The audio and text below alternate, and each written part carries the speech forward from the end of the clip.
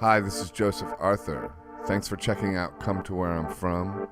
Please support us on Patreon, patreon.com/come to where I'm from. We are an independent podcast, and any contributions you can make are greatly appreciated. It's clean. Check. Nice. Check 1, 2. So wait, you don't work out? Hold on. Check 1, 2. Except for First of all, episode 96. Come to Where I'm From podcast. Griffin, Wade, house. Griffin House. What's up? In the house. In the house. In the house. Finally in Wait the a house. minute. Episode 96? 96. 96? Air you high guys are five. crushing it. Fuck. I love that number. Because it's 69, and I'm not talking about it in a sexual way. I just like the number 69. It follows me. It means change or something. I don't know. Wasn't that 68? I looked it up. Not 68? Nah, When you say 68 something? I don't know. You pretty much have to explain, not in a sexual way or anything. Yeah, when referring to 69. But it's got the Jimi Hendrix thing, if 6 was 9. Still going on with the weirdness on It the... was a very good year. And hard to believe that it was only 11 years before I was born, because it seems like... What year were you born? 80. 80? Mm-hmm. Oh my God, you're Damn. a child. You're a kid, man. I'm the senior citizen up in here. You don't look like it, I though. was born in 71. My mustache is a lot grayer than yours. So. I know, I'm getting gray. Did you ever do the Just for Men dye your shit? No. Be honest. Be honest. Not Never? The only time... Never once? The only Even time I once? ever did, Even once? when I was 18, I used to dye my hair black so I could look like Bono or something. Yeah. I'm talking about just for the taking the gray out of the beard. Not yet. No? Maybe after It looks this good, podcast. though. I wouldn't do it. But I The did it. mustache is new, isn't it? It's the COVID stash, man. Oh. Yeah, I'm letting the gray come in, though. But I did take it out a couple times because I didn't like the way my gray only comes in here, or it used to only come in here, and so it always just looked like I had a goatee. So you went for the Just for Men, dip your comb in it a little bit. Well, maybe, That's cool. but not anymore. All right. That was in the past. I won't ever admit it. Can't in care about public- that in kind of public. stuff anymore in this world we're living in. Nah, You can't care. it's time to raise your freak flag, isn't it? Mm-hmm. Yeah. What do you think of this world we're living in right now? Did you manifest this, or is it my fault? Man, I hope it's not my fault, but some days I wake up and just go, what the hell is going on? Yeah. What are you concerned? Yeah. You must be, huh? With your Yeah. family and everything. You For got sure. Two little girls, right? I have 2 little girls, 8 and 6, Uh-huh. and Cutest girls ever. Yeah, your documentary is really cute. oh, thanks, man. Thank I you. mean that part. Yeah, The family. with the part. fam. Yeah, there's some cute scenes with the girls in there. Yeah. The other part hits a little too close to home. I was like, I was watching it, and right away you're walking into the backstage, and you're like, oh yeah, they changed the backstage. I'm like, is that fucking Club Cafe in Pittsburgh? And sure enough, it was. Then one after the other, I knew every venue. I was Yeah. like, oh man, Yeah. that's funny. I mean, we were hoping that would be the case, that it would resonate with folks that do the same thing. Yeah. But it was not an easy way to tell the story, because we took the angle of like, hey, let's just be totally honest about how difficult this can be at times, and we didn't try to make me look any better or worse than Yeah. I was, and it's hard to just be completely open than that way and exposed. Right. So, Yeah, I know. It seems like, yeah, like when you've gone on the road as as a singer-songwriter, and then especially when it's like a struggle or whatever, or there's like maybe not as many people as you want and all that. It's yeah, like, that it is tempting to tell that tale sure. for some reason. There's a romance in it, I guess. But do you ever worry that you're going to manifest that reality over and over again by reasserting it? Like, Yes.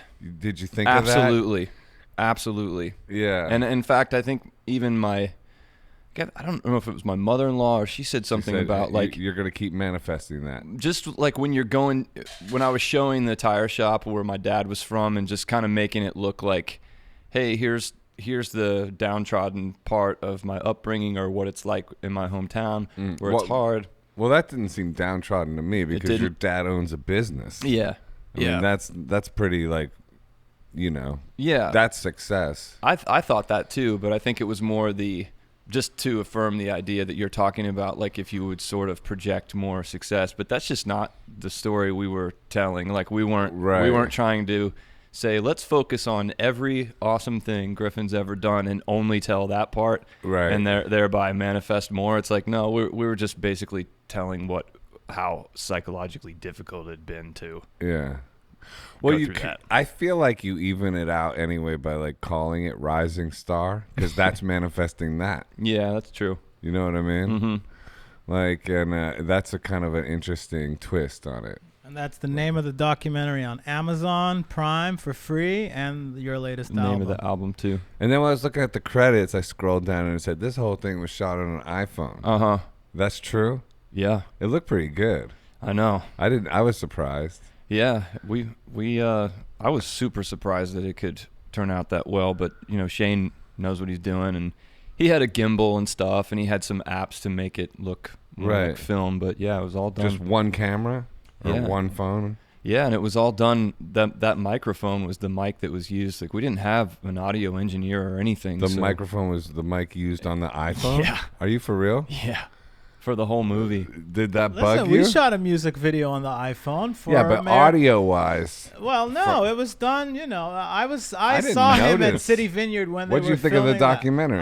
It was beautifully done. Your music on it is just so powerful and connects. And Thank you. The imagery, you running in D.C., that part was, was very powerful. Cool? But what I connected that's why you knew I ran. Just from touring with Joe as his tour manager, and you know, sometimes there's moments. As my tour manager.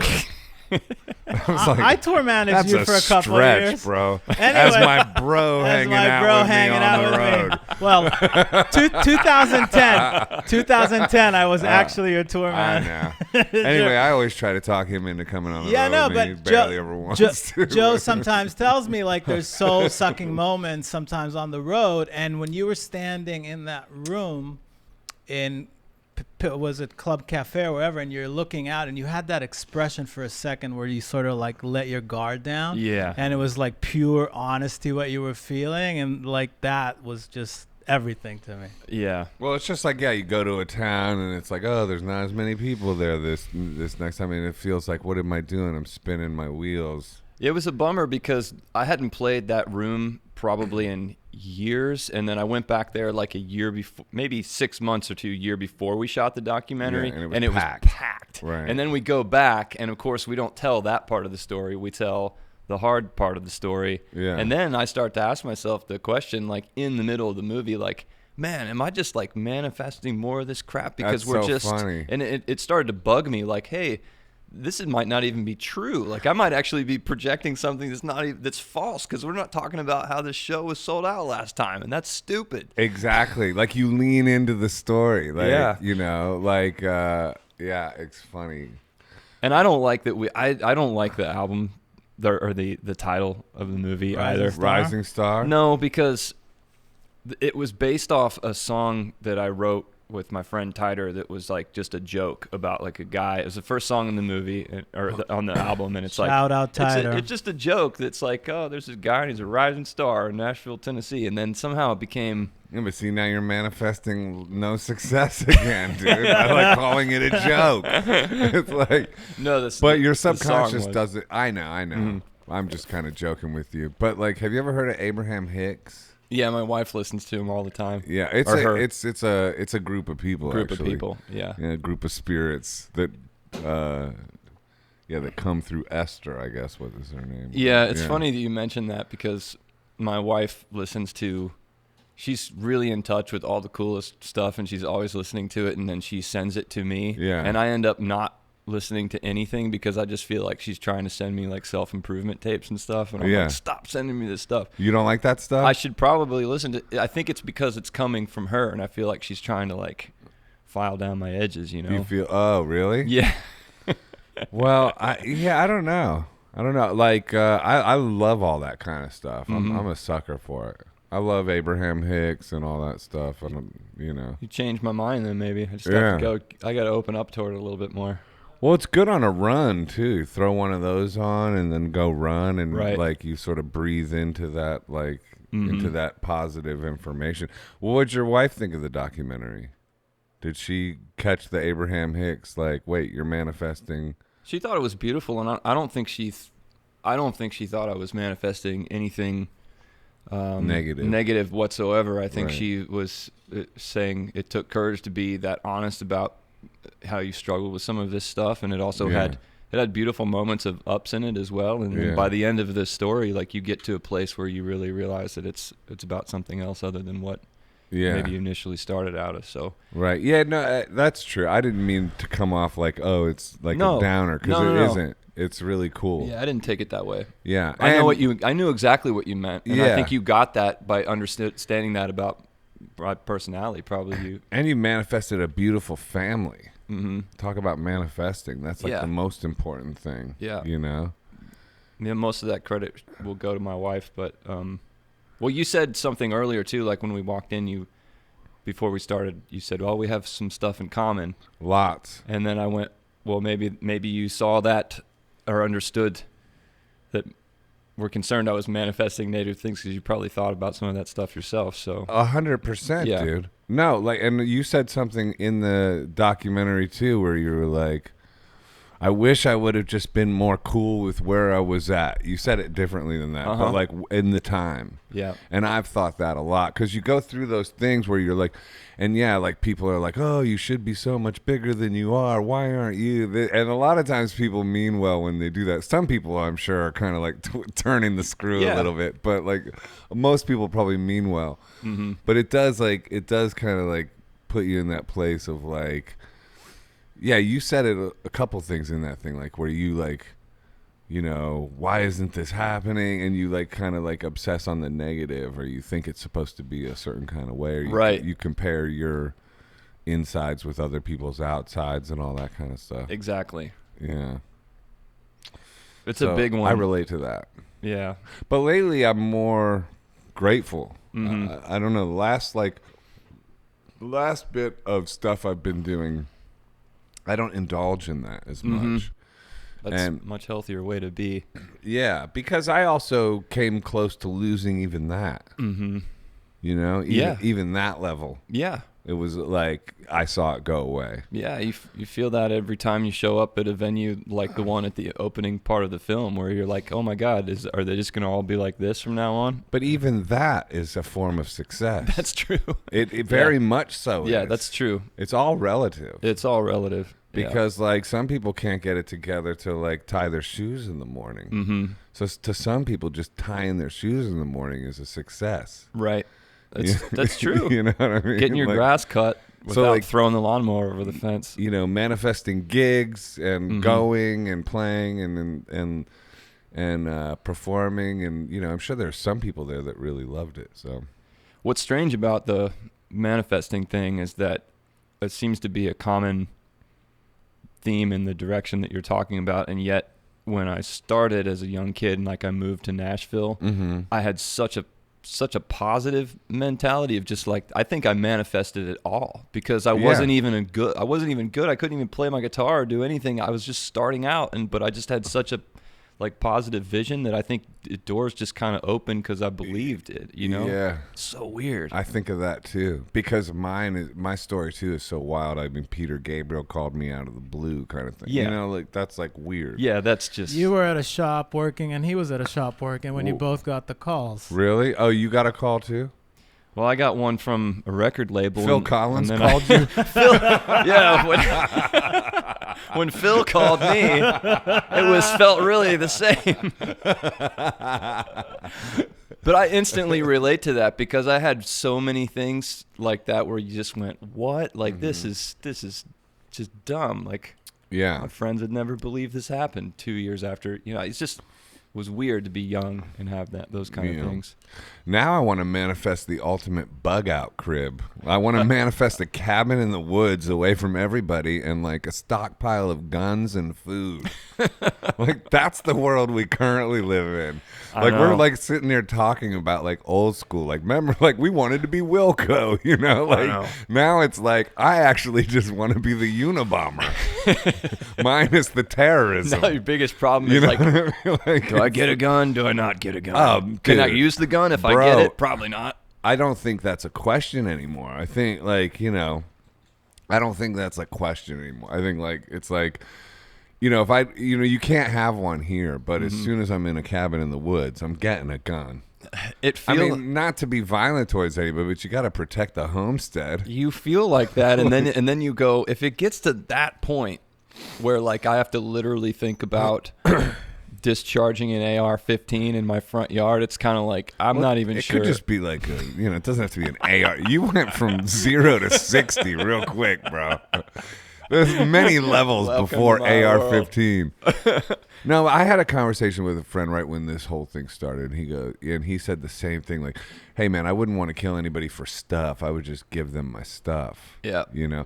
And that's understandable. But like, I think you know, they're talking about food shortages happening and Sure. famine and water and this, that, and the. I mean, I feel like the world we're about to live in is dramatically different than the one where we've been sort of privileged to exist in. Yeah, it could be. I mean, we certainly didn't see some of the stuff coming that has happened in the last 4 months. Absolutely So, not. That's been wild. And the predictions, you know, are that it's going to get wackier. I'm sure it will. Yeah. Well, it makes sense. I mean, they're not talking about, you know, they're talking more towards shutting things down. Mm-hmm.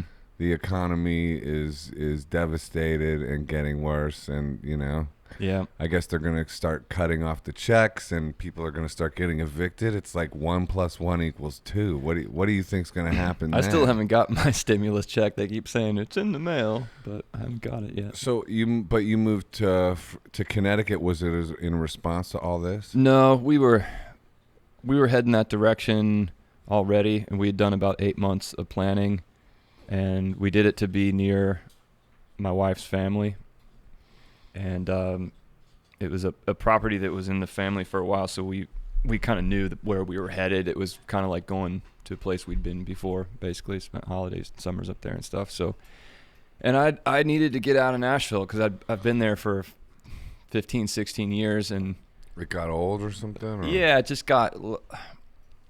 I think I kept touring and getting more and more distant from the community there, so I'd come back and kind of have nothing to do and no real relationships business-wise or music creatively going on, and it would just feel like, man, I could live anywhere. Like I could live in a cabin in the woods. Why don't I? And then we Right. had an opportunity to do it, so we did it. Well, your timing is out of this world on that. Yeah. I mean, dude, if there was ever a time to live in a cabin in the woods, it is now. It is right now. But how are you doing here? Like during Thinking about living in a cabin in the woods, dude. Right. Honestly, and like I've always sort of thought, oh, Thoreau-ish, or I'll go upstate, or this, you know, in the future. I'm having fun in the city right now. I mean, that sounds weird to say, but I have an art show in the West Village. You know, shout out Michelle Mack Gallery in the West Village. You know, I got this going on with Hooter over here. You know, and Hooter, I haven't heard that Hooter. before. There it is. You know, I don't know Hey, about that. Hooter. Let's call him Hooter. Nice. not to perfect. mention his move to Connecticut facilitated him coming here, which is the most important. Well, part. that's the whole That's thing. Is true. that I was walking in like, this is why I'm here, because I don't get to do stuff like this. Like, wouldn't do this if I In was living in Nashville, Nashville. right. I can just come down here and hang out. It's Well, great. that's cool. Yeah, the proximity to New York. I would like to have that, a close proximity to New York City. Yeah. I mean, I like the idea of upstate or, you know, I just went to the Hamptons and Oh, yeah. did some work with G.E. Smith. Yeah. Oh, cool. Yeah, and I fell in love with that place up there. I bet that's really nice. But I've never that's been there. Super, super lush. Yeah. You know, but yeah, so I'm enjoying the city, but feeling that the sort of danger is rising and projecting onto where it possibly can go. I'm kind of like thinking it seems like maybe it's safe to move out. Yeah. A lot of people are leaving, Mm-hmm. and I feel that, you know. Can we jump back to what we were talking about how I want to hear the story about Peter Gabriel calling you, and you mentioned that after I said that you mentioned we had some stuff in common or something like that before the podcast started. So I want to hear your thoughts on that. We're both from Ohio. Right. I'm from Akron. Right. Okay. You're from what? Springfield. And you know where that is? Are those close? Well, there's one near Akron, but that's a really tiny one. The one I'm from is the big Springfield in between Dayton and Columbus. It's like 80,000 people. Oh, okay. Right off I-70. Right. So Akron's pretty close to there. Yeah. It's 2.5, 3 hours probably. Yeah. Yeah. That's cool. I forgot that. I forgot you were from Akron. Well, yeah, from Ohio. Yep. Born and raised, as your T-shirt likes to constantly brag. That's right, baby. Yeah, That's you right. do wear those Ohio t-shirts a lot. The black one, right? What is up with Ohio pride? I have it too, but why are we so proud? I think it happens from any place that you feel like people look down their noses at a little bit and don't really understand what it's about. That's true. I mean, I don't know. It's sort of like people are proud of being from Ireland or something because they had a hard time with England for a long time. Yeah. I don't know. I get you. Yeah, and I thought here's something that's kind of funny is like in your documentary you're like going like, oh yeah, like John Legend's always the guy that made it bigger, but now I bet you wouldn't trade places with John Legend for all the money in the world. I didn't know him in school, but Are you guys the same age? I think he's a year or two older than me, and my memory serves me correctly, he graduated early, like he was a year ahead in school. Mm-hmm. But I saw he would sing at the national anthem at the basketball games and stuff, and then he had a singing part in Fiddler on the Roof, and seeing those, we had a great theater department in our high school, and seeing those was like one of the things that inspired me to Fiddler on the Roof. Talk about manifestation. Oh no, you didn't. I'm just saying, we talked about manifestation. You can't be fiddling on that roof there, boy. Dude. Last night, John my wife, Legend, get off the roof and stop fiddling. Last night, you're going to wind up on a list. You're going to get me in trouble. You're going to be like, is that Griffin talking? No, I have said nothing about John Legend. This is all Joseph. You know who I have? I have a similar version of that. Mine is the Black Keys. Right. Same high school. Sure.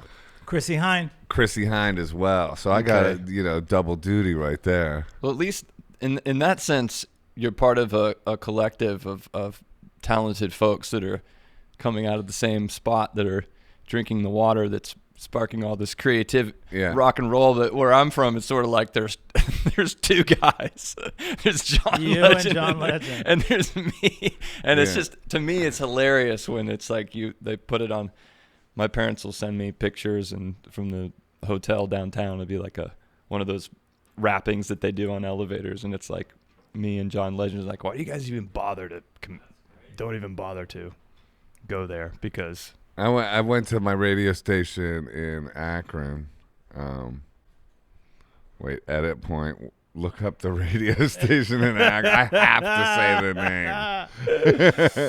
name. I remember we went to your high school in Akron, and you showed me all the names on the wall. I'm not on the wall of fame. And he was like, I'm not up there. But I was that station. What's the Akron station? Radio station. 97.5? Hold on. No. Akron radio station. 90 point something. Dun, dun, dun. There's so Probably many. find it. 44 radio stations within 98.1 KDD. No, it's 90. It's like down at like 88. There's a bunch of 88.1 FM, WZIP, WHWN, WB, WC. Where would you go see shows when you lived in Springfield? Hold on, we're not changing the subject. We're getting. I'm giving you time to Google. Hold on, Akron Radio. Hold on. No. Hold on. Don't go down a different avenue. Akron Radio Station. Okay, here we go. And cut. Oh, here we go. Summit 91.3. Oh, yeah. So I went Summit. WAPS. Yeah, so I went and just played on their station, WAPS in Akron. The Summit. That's great. Shout out. Yeah, they're great, man. I love them. Definitely done some in studios at the Summit. Yeah, and they had like musicians from Akron, like they painted. didn't include you. And they had Michael Stanley. And I was like, and so the whole session, I'm just going like, where am I? I just like it was over and over again. So then I get like, you know, a month after that or so, they send me pictures. Like they painted me on the wall. Nice. They did? Yeah, now I'm on there. You have to speak up. It's like, dude, sometimes it's the squeaky wheel. Well, that's what I'm saying. I was going to tell you the same story of the guy, and I don't know if you're on this wall, but you know the Blueberry Hill room at the Duck Room in St. Louis. I don't even think I've ever played Never there. played bro. there? I don't think so. Really? No, I don't think Where'd I've you ever. play in St. Louis then? I don't think I've ever played in St. Louis. Really? I can't remember. Well, anyway, there's a huge wall of everybody that's played this guy's place. This guy Joe Edwards, owns Blueberry Hill and the Pageant and a bunch of other places, and it's like the whole strip of University City. And I was in there and seeing a bunch of my friends on the wall, pictures that have been taken with this guy, and I'm like, man, I've played here like 15 times. He doesn't have a picture of me on the wall. And lo and behold, I've never seen this guy before. He walks in the room and he's standing right there, and I was just kind of like, hey, Joe, I'm playing the room downstairs. He's like, oh, hey, Griffin, how's it going? I'm like, you don't have my picture up here. He's like, I'm going to get my camera right now. So he runs and gets his camera. Make it happen. I still don't know if it's up there, but we took the picture. So, Joe, if you hear this, I hope that you put the picture up. Make me feel better. So, Akron. okay, no, we're going to Peter Gabriel. He wanted. Yeah. What was that like? Why did that happen? What happened? Because I was in Atlanta. I started making like demos. Yeah. I was in like loud, scream, funky, weird bands, and then I started like doing singer-songwriter stuff. And the first demo I made, I was already in AA. Okay. And I was like 20. Yeah. You know, like, but actually then it was like a little bit older. And then I gave it to somebody in there, and then he gave it to a guy at a record company, and then that guy sent it to somebody in New York, and that guy gave it to Peter Gabriel, and then he called me. It was like random like that. Yeah. But you know what's interesting is it's like that, you know those times when you come back into the flow of like making music and you're really into it again, and it's magical again, and it like, and you just can't wait to get back to it. Right. I just dipped back into that space. That's so great. Isn't that the best? I had it right when COVID started, and then when we moved to the cabin, I like lost it. You lost it? I lost it, but during the move. And it's weird. Tell me this. When you're in that, doesn't it seem like you can always access it? And then when you lose it, you're like, wait, what the fuck? I hadn't been in it for so long, man. Like I had been so frustrated with like, and I kept making records, but it just took me 2 or 3 years to get 12 songs, and I'd make an album every 2 or 3 years. But then when COVID happened, and I'm like, well, I can't tour anymore. Somehow just creatively it helped me relax and settle in. I had a couple projects that people asked me to do, and I was like writing all the time and felt great. But yeah, I love that space. It's so empowering. So what happened? So what did you end up making a record, like for a COVID record or anything like that? Or No, I was doing a bunch of stage it shows, which I'm still doing, and I filled the time by just rehearsing for those every Friday night and playing some new songs I was writing, and now I have a batch of songs to record for sure, like a bunch of brand new ones that I'm excited about. But yeah. Can you record them at home, or you gotta go to a studio? Man, I want to do it at home, but it's hard to get myself to make the commitment of like, okay, how am I going to do this all acoustic? Am I going to play to a loop? Am I going to play, hand this to a drummer? Am I going to do it to a click? I can't. So I start to think like maybe I just need to go into the studio to force myself to do it. But then every time I make a studio album with a band and then I go back out on the road and play acoustically by myself, I'm like, why am I making studio albums with a band when I'm just playing these songs acoustic by myself? It just doesn't make sense. I have the same exact thing going on with like a bunch of new songs, the COVID era. And my whole thing this time was like, I'm finally going to do it. Just one voice, one guitar, no overdubs. I'm going to make this work. And so it was really a great way to go because like I just rehearsed all these songs. I was doing a bunch of live streams, whatever, just on Instagram. I didn't do stage it or anything. But then I got these songs like really dialed in. My little fan base knew them and liked them and was responding to them. And I recorded solo acoustic versions, and then started just playing with G.E. Smith, and then he started overdubbing on a couple of them. Yeah. And I was like, fuck, it was like so Yeah. much better. Yeah. And I was like thinking like,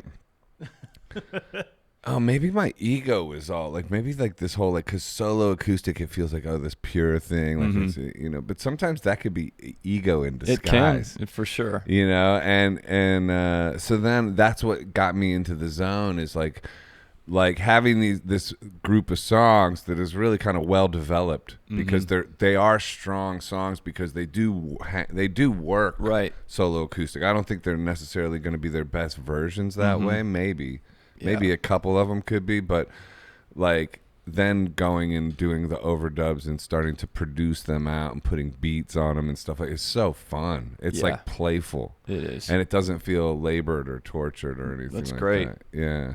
Did you record them all to?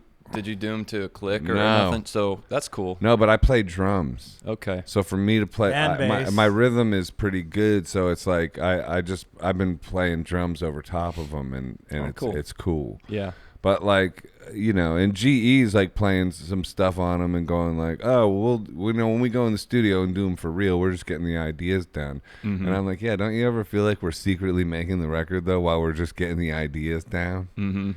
You know, That's cool. I want to hear it now. That got me interested. Well, what happened when you went to Connecticut to where you're saying you kind of lost that? What's up with that? I don't know. I think I was just in I was in the hunkered down vibe where it was just me. My friend asked me to do this side project from Nike, and he had me cover Here Comes the Sun, and it was for George Harrison. Yeah, it was for a COVID ad in China, and I really thought, I was like so positive I was going to get it, because I had played it on this guitar here, and I learned all the parts, and I surprised myself that like I don't play that much guitar other than just accompanying myself, so I learned all this stuff. It was not easy, but learned the whole thing, did it in my garage, and it just felt really empowering, you know, and it sounded good, and I sent it in, and I just missed getting it, but the whole process was just really fun to learn a song like that, and then it just kept inspiring me to write more stuff, and it put me in a recording and a writing frame of mind, and then there was nothing else going on, so it just felt like springtime was coming. We were in, like, spring was in the air in Nashville, and I knew I wasn't going to be touring anytime soon. So, and then, you know, moving is crazy, man. Like we had a moving company come, and we had a to big house pack up over the there. house and then just come up here. So it just kind of, I got out of the groove. And then when we got here, I've just been unpacking, and my creative energy has been going towards things like, Depleted. I'm going to hang some lights here and then install these lights and learn how to do electrical and do all this other stuff. So it's just, How long have you been there? Been there since, I think we moved in May 26th. So How long is that? I can't add Two that fast. 2.5 months. Two and a half No, months. 2 and a little. Yeah. two and a But bit. is there gonna be a room for you, like, to have your own studio? Is it a full house? The nice thing, you have to come up and see this place, because the house itself is super cool. It's really old, built in 1930 or something. And then out back, there's a little one-room cabin with a little stove, and you can go out there and work and do a whole record out there if you wanted and be private. So it's kind of nice. I could definitely turn that into a space. I just haven't really done it yet.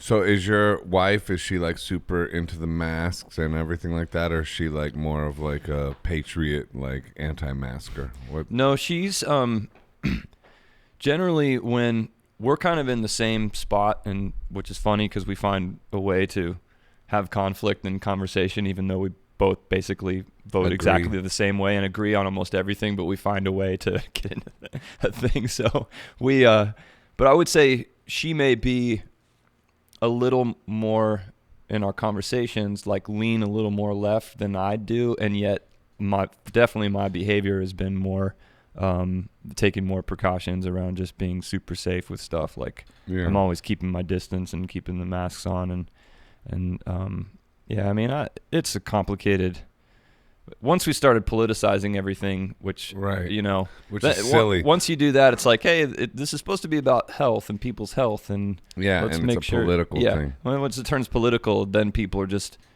doing things to prove a point, and that's not good. So I don't know.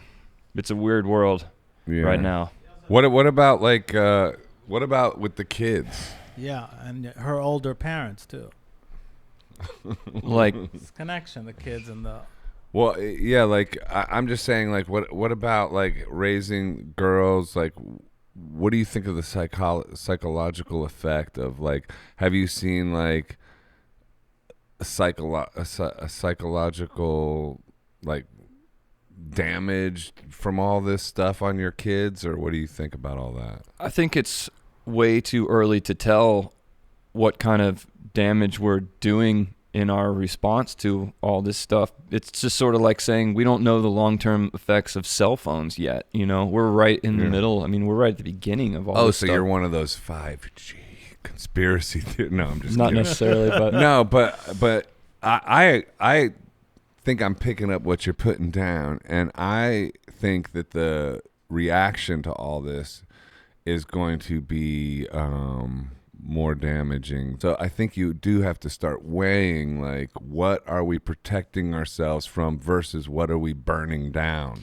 yeah, Like all live music, Exactly. like how many livelihoods, then what the suicidal results, just the mental health alone. the mental health, and then also there's no endpoint to it. Mm-hmm. Doesn't seem like there's an endpoint to any of this. So it's like, where are we just burning all of life down to potentially protect us from something that has a very sort of low death rate? Not obviously it's terrible if anybody dies from this and everything like that, but you know, at the same time you got to also weigh the sacrifice for, like, the response. Absolutely. And I think it's been frustrating to me. The biggest thing that's been frustrating is that I feel like my job is to go out and use words to inspire people and bring people together. And Exactly. in this moment in time, I've felt so utterly silenced in every way because I'm sensitive to everybody's opinion, and I think everybody deserves to have one and deserves to be heard. Yeah. And I know that if I say something, anything, if I Right. say anything, it's going to cause like some sort of blowback on social Yeah. media that I don't want. And my only goal would be to open up a discussion. But because that's the avenue that we have to discuss, people behave really poorly on there. They behave like they behave once they get behind a wheel and there's glass and metal, and they're like, well, I'm just going to treat this person like he's not a human being. Mm-hmm. And I've been like starving for just having a conversation. And like, I've even thought about going back to my school in Ohio where I grew up and inviting everybody that's in school there to have like an open forum, just people from every walk of life to just, how are you feeling about that? Like, let's talk about this, because I think people are just not able to talk about it. It's like, if you don't have one specific viewpoint on this, you're wrong and bad, and there's no discussion to be had. I could not agree with you more. Like, And that scares me so much. I have been putting myself out there in that Good. way. I have actually done that. I mean, I'm doing it right now. You are doing it right now, which I appreciate. And I'm doing it right now because of what you're saying. I think it's valid to have discussions about this, and that you should be able to say something logical or rational without it creating hysteria. Yeah, and this is a safer place to do it because somebody's less likely to go, hey, I'm going to I heard what you said on that podcast, and I'm going to come track you down and criticize you. When you make a post about something, it's so much more immediate and it's taken the wrong way. I have made posts about it, though. And how'd that go? I mean, it's weird because I'll make a post, like I made a post maskers versus unmasked, or versus the non-maskers. Like, here's the different, maskers basically, I guess, like, believe the government is telling the truth. Like, they don't, they feel, you know what I mean? Like, versus like, I made a post basically saying, like, these two factions should not hate each other. Yeah. They both have a valid take. They both do. Sure. Non-maskers are not like, just, I don't care about humanity. I don't care. non-maskers think your civil liberties are being betrayed. Yeah. And so they are acting that way Exactly. because they are trying to protect your civil liberties, and because they see that as a bigger danger than a virus that has a 99% survival rate. Whereas maskers see it as like, no, this is very dangerous. This is potentially really dangerous to healthcare workers. I get their point of view too. That's why I have a mask. And when I'm walking down the street, you know, as soon as I see people coming with masks, I put my fucking mask on. Me too. I'm not like anti-masker, but at the same time too, I do think it's kind of, you know, I don't really personally believe that. I don't really personally believe in its effectiveness or anything like that, or the danger of non-maskers. I like, you know, I see like, you know, maskers sometimes reacting to non-maskers like they're seeing a rat and running away from them. I think that's kind of ridiculous. But if that's your point of view and you think that, fair enough.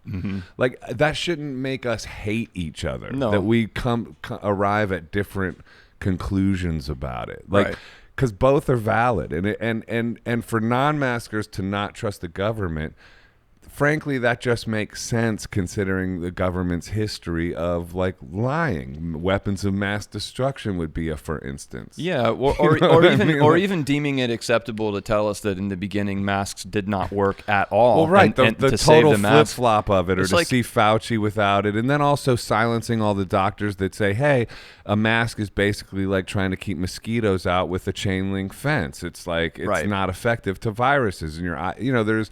You know, or like restaurants where you like walk to your table with a mask on, then you can take your mask off while you're sitting there. It's like, come on, dude. Yeah. Like, that's not science. So let's not pretend that is science and that this other thing isn't science. Neither one is science. Well, the latest Like, one you know is what I mean? Like, the common sense factor just seems to be missing from Right. the entire world right now. to right. me. Yeah. Like, just that's, I think if we Yeah. could have a common sense party or a common sense news Exactly. organization or a common sense something, just it's funny. I have this joke song called Common Sense. I think I need to break it out. You need It's to break that out. Let's hear it. But like, I want to hear it right after this. But like, there's a lot more to it than that. There's a lot more going on. There's a lot more we're sacrificing. You know what I mean? We're sacrificing live music, for instance. And there's a lot of people that need that. That like, at a certain point, life becomes so brutal that there will be like a lot of like suicides and stuff Yeah. like that. And there already are. You know? Sure. So It'd be good if we could consider those things and talk about them more often, for sure. I mean, it feels good to me to even hear somebody talk about it. it's nice, right? Well, yeah, because for so long, I mean, I've just been sitting kind of in the wings going, well, there goes another free speech gone today. Well, not able to talk about that one either. But It's not we even on the decide table. that. We decide that you have to be able to stand up to social shame. You do. And that's what I kind of make myself do. Oh, and you were asking what was the fallout. The interesting thing was I made this post about like the difference between mask and not taking a side, although you can kind of tell what side I'm on a little bit, but like still just trying to eat. And then the responses I would get would be like, oh, you really put your foot in it this time. Like it was friendly fire. It wasn't Right. like, fuck you, man, you fucking suck. Or, Right. excuse my- Unsubscribe, But it was, burn but your and I'm albums. sure a lot of people have unsubscribed or whatever. But mostly it's just like, oh, you really put your foot in it, and I'm like, and then I would just respond like, put my foot in it by like displaying two sides of an argument. Like, Right. ask yourself why that is me putting my foot in it in the United States of America. Sure. You know, and like I was like disturbed right when Alex Jones got canceled. He was the first YouTuber to get silenced, and to me it was just like right away I made a post that said, what happened to I don't have to agree with what you say, but I will defend your right to the death to say it. Like that's the country I grew up in. And I don't think we should all be so terrified to speak our minds from this supposed like, you know.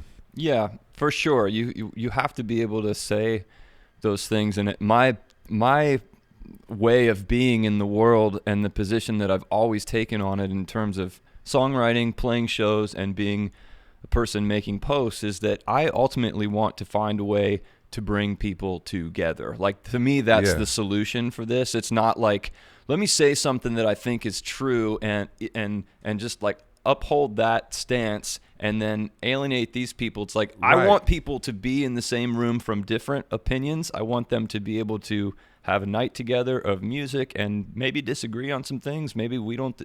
So I don't want to create that environment online for myself. But at the same time, it's frustrating to not have.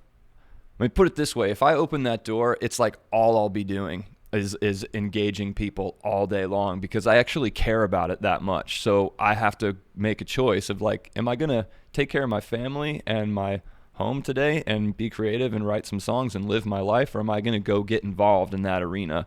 And it's like, you could split the difference. maybe You can throw the grenade in the room and then not look. That's what my friend and I talk like. Shout out grandma. That's our friend. Like what my friend says about like making a post on Instagram and then not looking at it. You throw the grenade in the room and then run away. I mean, honestly, I waited.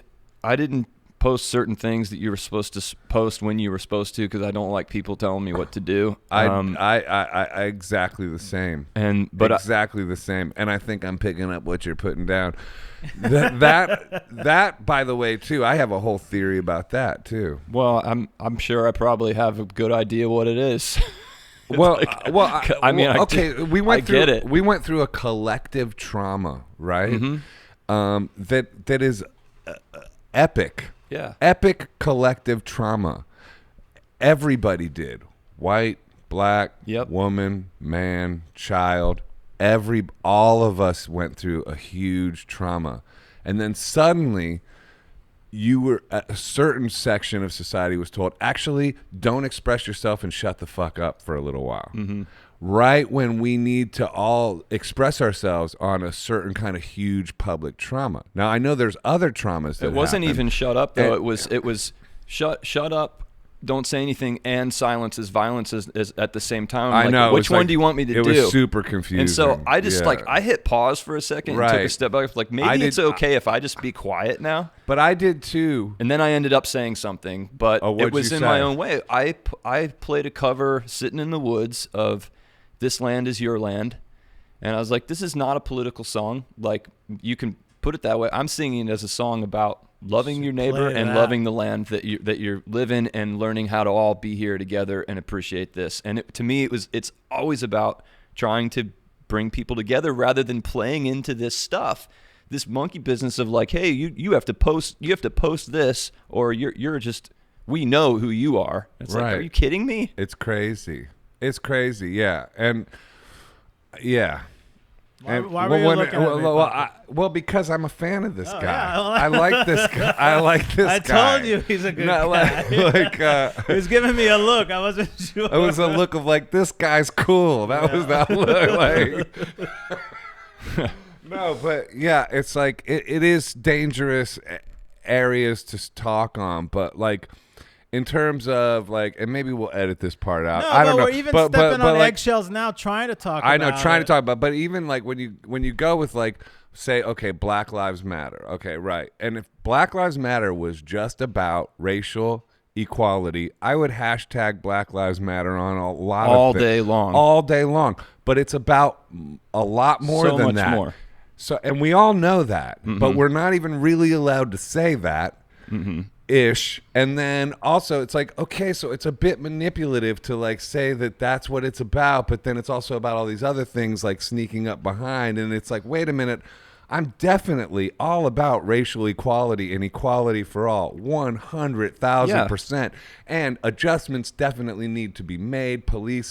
Policing needs to be reformed. I'm not for defunding. I'm for probably more funding and more like training and make it a higher paying job to where people have to like have psychological evaluations and be like, you know, like to me, like common sense stuff. I think it summed it all up the other day when I saw a photo. This was bugging me so much because it was like people just being forced into voting yes or no on something, and you're basically saying like at the top of this bill is this thing that you're supposed to do, right? And you have to do it or not do it, and what they're not telling you is that 100 other things Are inside of this bill, and it's like, Right. well, I agree with that, but I don't agree with this, and this, and this. And so I'm seeing the other day on TV, there were finally some guys. Every single player had a Black Lives Matter shirt on. There was one guy standing, and he was holding hands and the legs of his fellow players. They all had a T-shirt on. They were all supporting the same thing. But this guy's standing because his brother is in the military, and he's trying to respect the United States flag at the same time while supporting what his friends are doing and supporting the movement. Like, why can we just please have a conversation where we're allowed to do both and it doesn't have to constantly be either or? And this either or business of like, if you're not on my team, you're just wrong and evil and you're not a human. And it's like, you've got to be kidding me, really? Like, we've come to that? I mean, it's just so frustrating. It is frustrating. The bill thing is a funny example because they do say, well, the bill is this, the other stuff that's in there, I didn't put it in there, it's in there, but it's all got to pass together. Yeah, exactly. That's exactly what it is. Yeah. Do you want to play some of that music, like either the Common Sense or This Land Is This Land? Come on, Griffin. Come on. Remember if I even remember how to play it. Do you need the lyrics? No, I know how to. Was it that long ago in the What woods? year is that thing? Is that an old one? It's like a vintage reissue. Vintage reissue. Yeah, it looks nice.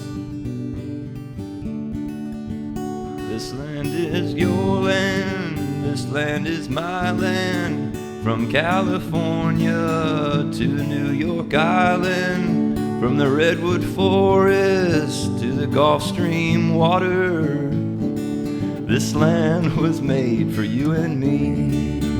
As I went walking that ribbon of highway, I saw above me that endless skyway. I saw below me that golden valley. This land was made for you and me.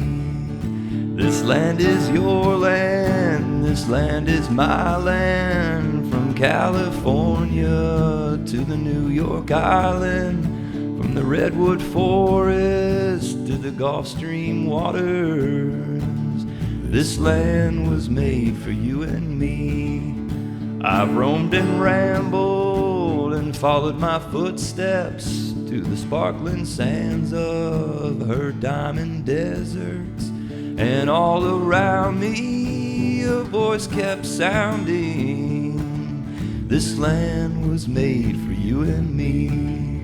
This land is your land. This land is my land. From California to the New York Island, from the Gulf Stream waters to the redwood forest, this land was made for you and me. That means everybody. It's really that simple. The rest of it is so pretty when you like. It's beautiful. Thank you very much. Are there more verses? There's a few. Like there's one where he's like talking about trespassing. He says that on the front side. Who wrote that? Woody Guthrie. Oh, Woody Guthrie. Yeah. On the front side, the sign said no trespassing, but on the back side, it didn't say nothing. This land was made for you and me. That's great. So who are your biggest influences, songwriting wise? I mean, lyrically for sure. I mean, Bob Dylan and Leonard Cohen and but Johnny Cash and I listened to a ton of U2 but then I had a bunch of weird stuff like Pavement was one of my favorite bands in high school. Dude. I love Pavement. Pavement. U2, like the Unforgettable Fire, that song. Is that a song? It's it was an album and a song. That song is killer. That's such a good album. The making of the Unforgettable Fire is a good documentary too. Oh, I didn't know really that. Good. Yeah. Better than Rising Star? I don't think so. It's funny that you say you too, because the first time I saw you, living room 2004 maybe, I was randomly there, saw him play, and I thought I was looking at Bono, like playing and singing. It was just so bizarre, the similarity between you and him. Oh, because he looks like Bono? Dude, when I didn't see it, but now 2004, he was sitting there with a guitar, and I was obviously bootlegging it with a camera, and I was zooming on your face, and I'm like, that's fucking Bono. I don't know if that was the same night, but there was a night when Steve Lillywhite Oh came my God, you and do look like he Bono. got behind He the is. board and mixed the whole thing. I'm That's telling funny. you. Yeah.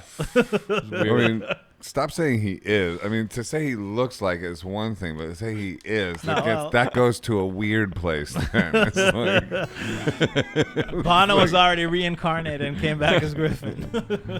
by the way, the mustache is good. You like it? Yeah. My It's- father-in-law it's- came in the it's cabin the other good. day. He's like, he's like this big linebacker, football player guy, super deep voice, looks like Nick Nolte. Yeah. He's a wild man. He's like, hey, the mustache looks good on you. I wouldn't say that if I didn't mean it. You know, but- Yeah. like, okay, I guess I'll keep it. Yeah, it doesn't work. Oh, that's funny. Yeah. I even feel weird that we talked what we already talked about. I feel weird about it too because it's just sort of 'Cause it's so dangerous. you feel like you're Well, you could get canceled. this or- close to being misunderstood and yeah, it's like, and you got to reiterate, like, I am for racial equality, Exactly. and I do understand that a lot of reform needs to happen. But the point I was trying to make is that, you know, that it's just interesting that it came on top of a mass public trauma for sure. that certain people were then told to be silent, and then also, like you said, also silence equals violence, and all on top of each other. I mean, that one day where it was like, black square is the only thing you can do, or else you're a racist, fascist, you should be canceled. Mm-hmm. And then midway through Black Square Day, it became like, black square, that's not gonna, that became fucked up halfway through the day. Halfway through the day, the rules Halfway are through always the changing. day, the rules changed on that one. It was like, oh, and I was glad I didn't put a black square. I was like, oh, at least I didn't comply there. You know what I mean? It just becomes like, Yeah, it felt tense, almost like in my house for several days when enough time had gone by, and the word in the media was like, if you don't do this, you're signaling to the entire world that you're somehow a racist or something. And it's like, are you kidding me? Like, can I please think about how I would like to respond to this? And by the way, like, what if I wasn't even on? What if I chose not to be on this thing that I hate? I had Basically, a life on social. and I wasn't What if I had a on life social where it's media? like, and then I was Yeah. like, and then finally we got to like, don't worry about it because you'll take your time to say something, and then when you do say something, it will really be from the heart and something that's really, So I did that and waited, and I felt weird about it. I felt weird about, man, I want to do this, but at the same time, I know that it's not good to just give all of my free will up to somebody, the government or whatever, telling me to do something. I don't know. yeah. Well, it does feel like too, like there's, I don't know, like these things, they fall in line so orderly to an agenda of domination and control and chaos. And I'm not talking about Black Lives Matter. I'm talking about COVID. Me too. The whole thing. the whole like series of events we've. Well, I started to feel like I was in a George Orwell novel, and that it's all unfolding, and it's like, do this, you must do this, exactly. And I'm like, I don't want to be controlled right now. Exactly. It's so over the top there that it's like, okay, if there isn't a conspiracy, then it sure easily looks like one. Mm-hmm. It doesn't. It's not a stretch to assume a conspiracy. Sure. I mean, it's in a way it almost like becomes a conspiracy to not believe in any conspiracies at a certain point. Mm-hmm. I don't know. I just made that up. I don't know if that's true, but Ehud is a big mask wearer, complies. Like every time I try to talk about this stuff with him, he goes, I don't know, man. I just do what I'm told. I don't think. I don't have any thoughts. I don't know anything. Honestly, I just right? don't express them. I stay clear of it. Why? Just because it's like, I don't know. I got bigger things, bigger issues. Bigger issue. Okay, like what? Like, Don't put me on the see? spot. Anyway, It's like back to Johnny Cash. No, but what you said about kids, we don't know the effect yet. I agree with him completely. It's only been 5 months. It's listen. It's a long time. A lot of shit has happened, but we don't know the implications on kids or psychological or long term. It's like we're living through this, and and I know you don't agree with me on this, but like people in this country there's no, you have to understand, I come from a country where at 18 you go to the army for 3 years, you sacrifice a lot. The country's been at war for 70 years nonstop.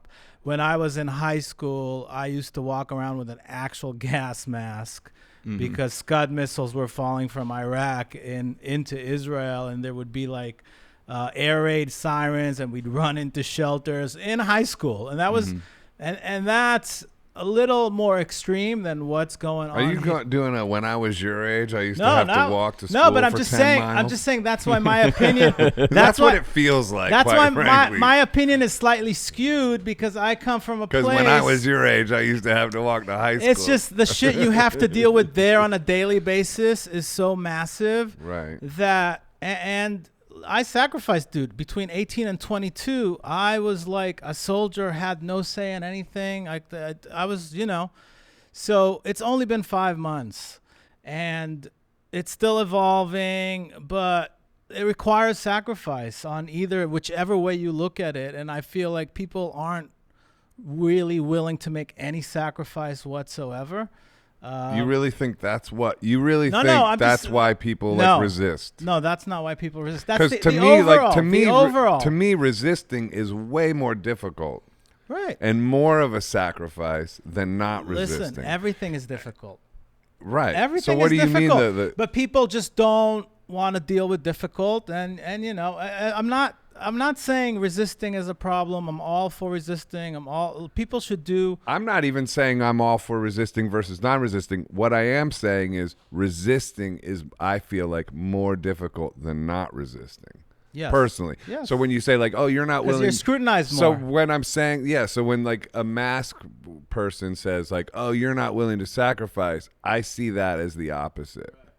I think it's easier to comply. Either way, it's and by the way, that's not a judgment if you are complying with that strategy. I'm trying to say that point without judgment. Yeah. But if just looking at it like just from a distance, not siding with either.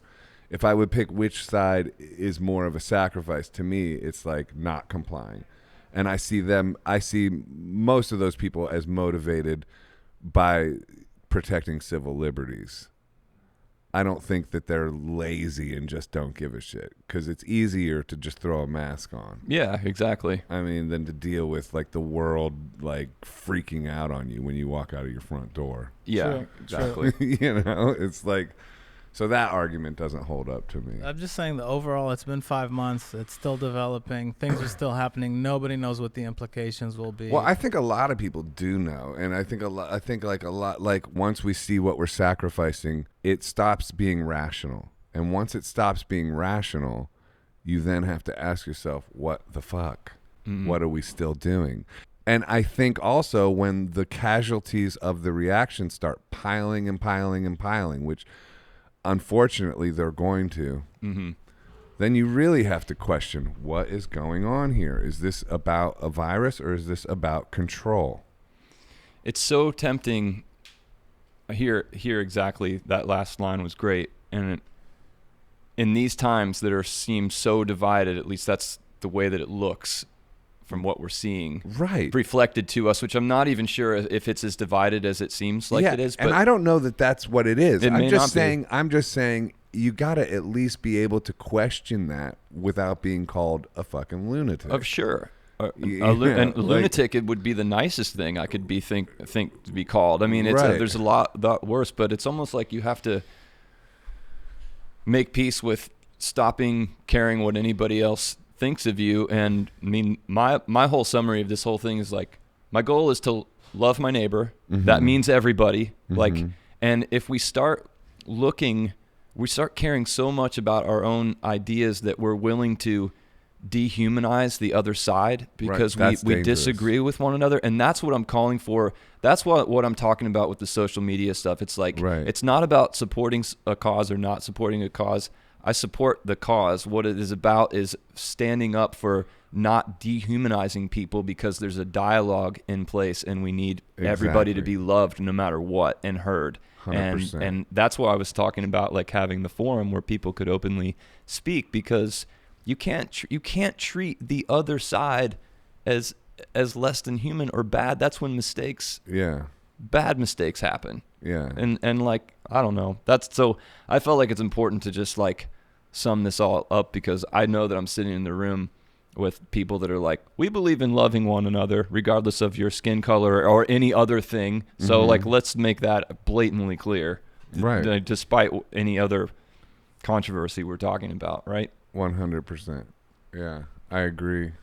That's cool. Yeah. What do you think, like, the role, like, do you think maybe as a songwriter that have you thought that could be an avenue to where you could, because through songs and poems you can say things, you can sneak things in and say things, like Woody Guthrie's a great example with that song, that can kind of go past detection of like the sort of thought police, for instance. Yeah, for sure. Have you thought about writing these concepts you're thinking, or like this thwarted communication through your songs? I'm usually pretty direct, because I think, as you know, I mentioned Dylan as an influence, and he's so brilliant. I think he's the best that's ever been in terms of writing songs that, like, the lines just blow me away. But then what I respect also are people like Tom Petty that can say, he could take a song and in like 5 words say what it took Dylan 50 to say, and it's like, how did you write that song with just like 20 words and make it so good? So I think being super direct and to the point with less words is what I have tended to strive for. But maybe my next album will be just a bunch of subliminal messages after doing this podcast. I don't necessarily mean it has to be wordy to communicate, but like, have you been inspired to like, oh, I can't really say this in a social media post. Maybe I could say it in a song. I mean, well, that's the whole thing, is that I wanted to do that so many times, where I would just like, hey guys, if you want to know what I think, see line 31 of this song, which I've already written, where it says, legend says our family tree grows black and white in Indian leaves. That's a great. And if the history books are right, none of us are really white. In fact, I think that means that everybody's blood is just the same. Whoa, it feels so good to have your blood in my veins. Oh yeah, we're all the same. Yeah, he's got killer lyrics. I agree with that. I like that. But now it's almost like a line that is that well intentioned to just say, like, can we just all be the same, meaning human beings? It's like, no, you can't do that, because that's somehow devalidating something. I was like, really? Okay. Yeah. It's like the best intentioned, most loving statement anymore can be ripped to shreds by somebody somewhere. And I think that's sort of like what for a sensitive singer-songwriter like myself, it's a hard line to walk, because I don't like that sensitivity part about myself. It'd be much easier to just strap on a football helmet and linebacker my way through life. But it's like, I feel stuff and I care about what people are feeling and thinking, and it's tough for me to have a conversation like this in public and go, oh man, now I'm just gonna have to. And then it's like, everything that I get scared about, like, never really happens anyway, you know? Like, I'll put something out and think, oh man, somebody's not gonna be happy with what I said here, and it turns out everybody's just kind of like, yeah, well said. I wish you'd speak more about that stuff, because you're coming at it from a different angle, and we need more of this. And I don't know. That's been my experience. Has it? It's pretty much. Yeah. Honestly, and I do feel like so many people are feeling that sort of silenced vibe. That, and they're they're out there, and so the more of us that just take a chance and just like, let's have rational conversation that doesn't get hysterical or descend into name calling of the worst order, like, you know, it can happen. I mean, so this happened on this podcast a bunch too, where I was gonna say that, oh man, we better edit that out, or that, and I'm sure I'm gonna have that feeling about this, but then we leave it in. But then we leave it in, and then it's fine. Yep. That's just you know.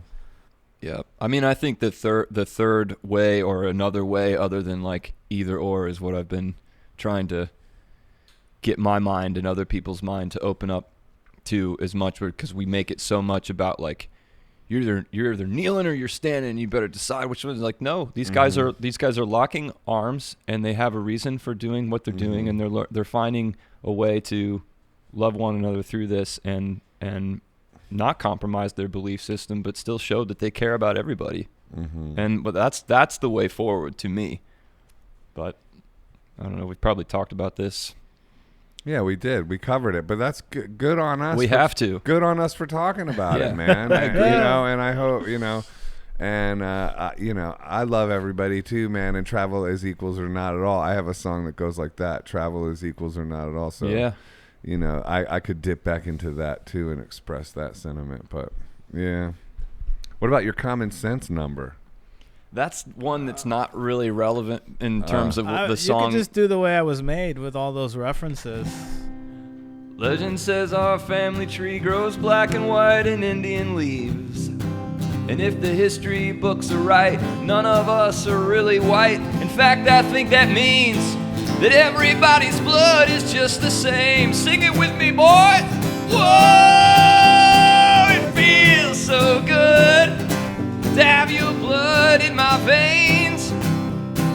Whoa, it feels so good to have your blood in my veins. Yep.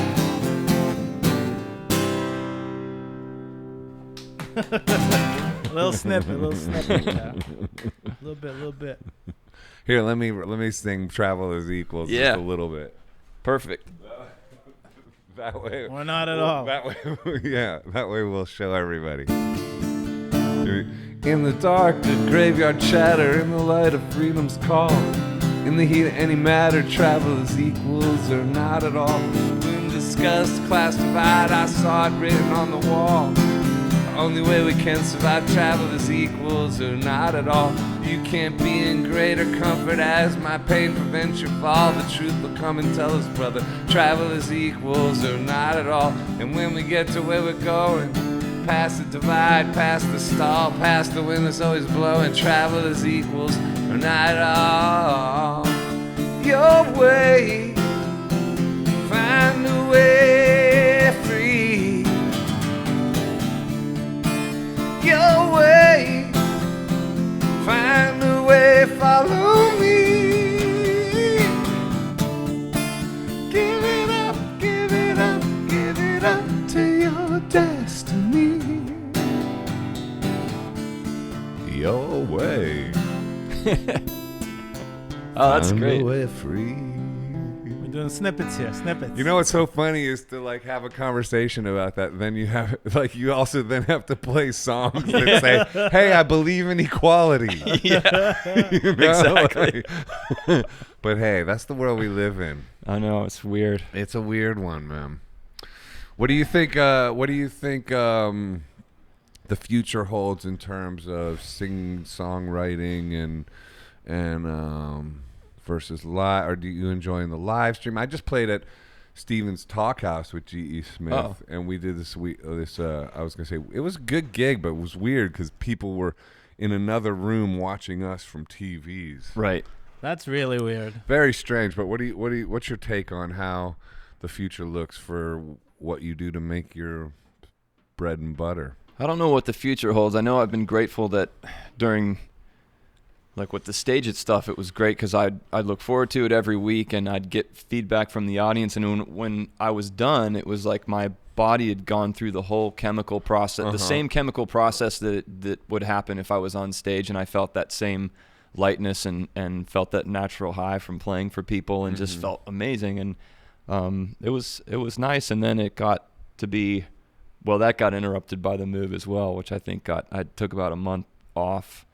And then Do you feel like you're losing your audience when that happens? Like, no, I think I just knew that summer was rolling in and people were about to get busy and that everybody had been, I mean, I was on it like right at the beginning where first week of COVID, I hopped on Facebook Live and did a free concert for everybody. Just like, we got to come together and remember what life's all about, and we're going to do a free concert. And then I started doing the stage it shows. And then I think recently I've just been I've gone a little, instead of being so excited and feeling creative vibes and everything, I've gone a little dark like recently. I've just been a little bit down about just, it just comes at you from every angle. and I guess the uncertainty of like, man, is some of this the new normal, and are we just accepting stuff that's not even working, and then we're all just gonna go along like a bunch of lemmings with this thing? I don't know. Well, it's rational that you would have those feelings. It was supposed to be 2 weeks when it started. It's 5 months later, and with no end in sight, and with panic amping up when it doesn't really seem to make rational sense in terms of death count for it to do that.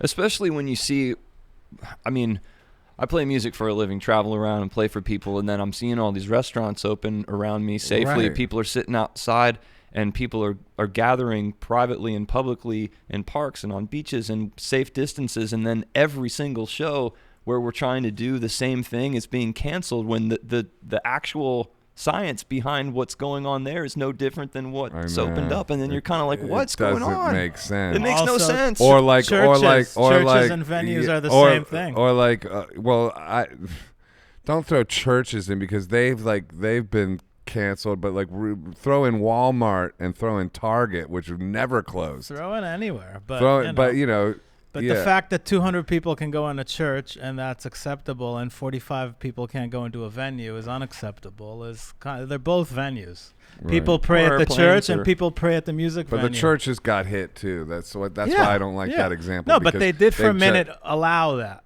Okay. And didn't allow venues at the same time. But Walmarts and Targets and never closed. Not even for a day. Mm-hmm. Not even for 1 day, dude. But so it just doesn't really make, it doesn't have much to do with rational thought. No. But it's interesting because what the vibe we're speaking on is supposedly the anti-science vibe. Right. Like this is the anti-science take. Right. And it's actually. But it is the whole like George Orwell, every war is peace, like, freedom is slavery, science is not science, like exactly. Rational is irrational. It really like, groupthink. Mm-hmm. You don't think, thought police. All of it. Your silence, is consent, that kind of stuff. It's just... And I think it only proves very Orwellian. It is so Orwellian, and that's the part that's just... I think every day I walk around kind of going like, oh my gosh, we're really in the novel now. It's really... What is going on? It's really weird. And I don't know a way out of it. I don't know how we're getting out of it. It doesn't seem like enough people are willing to... say what the fuck. I know. I know. And then I think when people do, I've been so refreshed by it. There's certain folks like Bill Morrow, just like he'll start saying. I love him. He'll start saying like really surprising things where I'm just like, whoa, this guy's. It's almost as if he's like changing his tune from what I'm used to, but really what he's doing is just looking at stuff, calling a spade, and speaking with some common sense and rational thought. Yeah. But what I've noticed. What happens to him when he does that is he starts to get thrown under the bus and put into a category that he's never been in from like day one by people that just don't want to have a conversation because it's so much easier to simplify somebody else because things are too complicated for you. So I'm going to simplify you and put you in a box because I don't want to have to deal with this. But he never shied away from doing that for forever. Yeah. It's not new. Well, do you have a plan B in terms of career and stuff like that? Or is there a way that you can, like for me, I paint as well. I'm going to come take painting lessons from this guy, Joe. Yeah? Joe I know down in the East Village. Yeah. He kind of, we have a few things in common. Maybe I should give some painting lessons. Yeah. Like Al DiMeola's giving. I know he's doing a dinner. You come to his house, dinner, and you get to jam with him. I know. But it's very pricey. It's a bit pricey, but man, if I had the money, I would definitely go eat dinner with Al and fucking take a guitar lesson. Yeah. Or jam with him. But so I guess we have to think about people are innovating. Yeah, you don't have any sort of innovation ideas or? I keep thinking that I'm going to wait this out and get back on the road again, but I don't know. I think that's what I get a little nervous about because it's this whole time. Interestingly enough, I was I was like sitting and talking to a therapist in Nashville about a year ago, and I was like, I think I need to take a sabbatical, like a year off from the road. But then I was like, man, if I do that, I'm gonna feel like I'm slacking off or just guilty about not playing, or I'm gonna be nervous the whole time that it's not gonna be there when I come back. And then lo and behold, it's like a forced sabbatical, which for the first month was kind of relieving. And then through the course of it all, I've realized how blessed that I've been to be able to play shows for people. And if I could make that movie again, it would be like, it would not be called Rising Star. It would be like Superstar. And thank you so much for the fact that there are 100 people here tonight, and I am a superstar because the truth, it's just like this. I'm so lucky to be here. I know. And I wish that guy that made that movie, I mean, I think it took making the movie to have that realization, and then have all this happen, and then go. Bro, I feel you so much on that. Like let's talk about positives of all this. My access to gratitude is so right there. Like, dude, if any, like, I know I don't take anything for granted anymore. Even like, dude, even going on a fucking run, man. I'm like, thank you. I get to do this. Like, you know what I mean? Yep. Like that part, definitely. Let me ask you this: so you're a runner, huh? Yeah, is that a regular thing, or I quit for a while. You look jacked, man. I know I said that outside. He's always been jacked, this guy. What's up with this guy? So my wife keeps trying to tell me that, like, fucking great hair. I'm like Damn, Jane, you got a crush on this guy or what? I love Griffin. Yeah. I'm like, Jane, I don't have any He's friends. Bono. Why do you think he's here? He's fit Bono. That's so funny that you guys are saying this. I'm like, Jane, I don't have any friends. I don't have any guy friends. Why don't I have any friends? She's like, because you walk into the room and you look jacked and people get kind of like pissed off at you. And I'm like, what are you talking about? It doesn't rester. Bro, at all. I'm alpha enough to handle friendship with you. Let's do it. Let's be friends. Do it. I can, I got my, I feel you on the. All right, you need to calm the fuck down, bro. Wow. Oh, it's hilarious. Told you we were gonna fight. I didn't lie about that. I like it. No, we haven't. You should see us when we really go. You should go watch. How long have you guys known each other? Too long. Apparently before 2010, 2008 or 7 or 6. All right. A long time. Cool. Yeah. Man, not that long. A decade.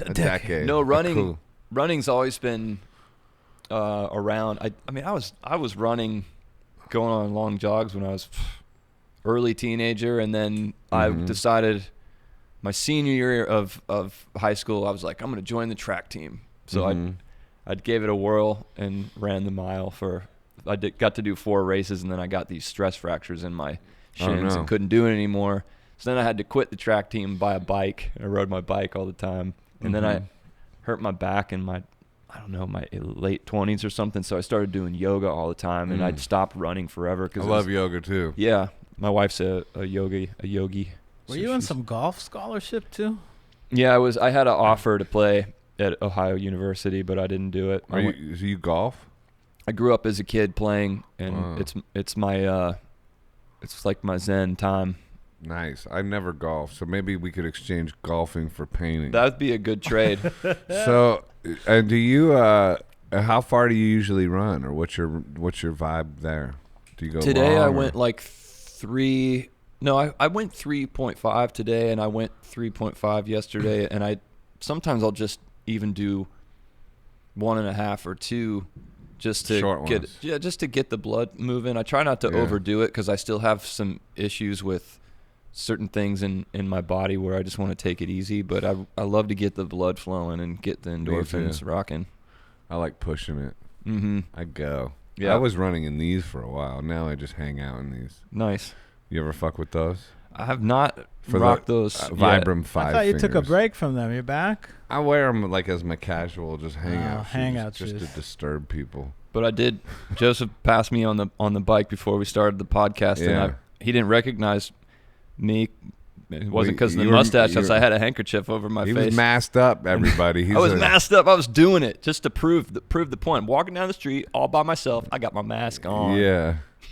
What shoes are those? But then he goes, I had these shoes on. He goes, man, I have the same exact shoes. Same exact ones, Air Jordans. Oh, you didn't even know it was Griffin? I mean, No, I figured it out when he said, "Hey." I didn't expect him to be that jacked. I was like, "Who's this jacked guy?" Oh, it's Griffin. He's jacked. So, did you watch the Jordan documentary? I did. What'd you think? Loved it. Yeah, Loved it. So cool. I played basketball with on on the play or whatever yesterday in New York City. It was like prison rules though. And I'm 6'5", so every time I get the ball, two dudes basically tackled me. Right. Like that was the game. Like it was just like Super seriously, physical. it was super physical. Nobody could call fouls. Yeah, It was you like got to be that. prepared for that. Yeah, it was like You it got to was lift some weights Is to that get fun? in the game. I had fun, but like once I knew, I was like, oh, okay, so this is how we're playing. Yeah. Like that. I'm like, and then I like would. I'm a boxer, And then guys. I would return it, Right. and then they were like, okay, let's calm down, and I'm like, okay, let's calm down then. What is it? Like You know what's it weird was about like, funny. what's strange about watching that documentary is that when I see the way that his mind was wired to Yeah. just completely go in there and strive for, like, he just had his mind so focused on what he wanted and where he wanted to go, and Yeah. I relate to that so much. And I actually don't like talking about it because I don't want anybody to know that I actually care that much. I love this. This is interesting. Because if I did let people know that I cared that much, it'd P.S. be You're letting them know right now. I'm letting them know right now. And if I let them know, it'd be so obvious how far below the bar of Michael Jordan You are. you suck. Like how far below that you've actually, and I don't know, that's kind of what the movie is about, is that like, it's a person that sets the bar all the way up here in the stratosphere, and then even though they've accomplished so much with their life, feels totally like a failure, basically. He does seem that way. Like that's the pose at the end. Like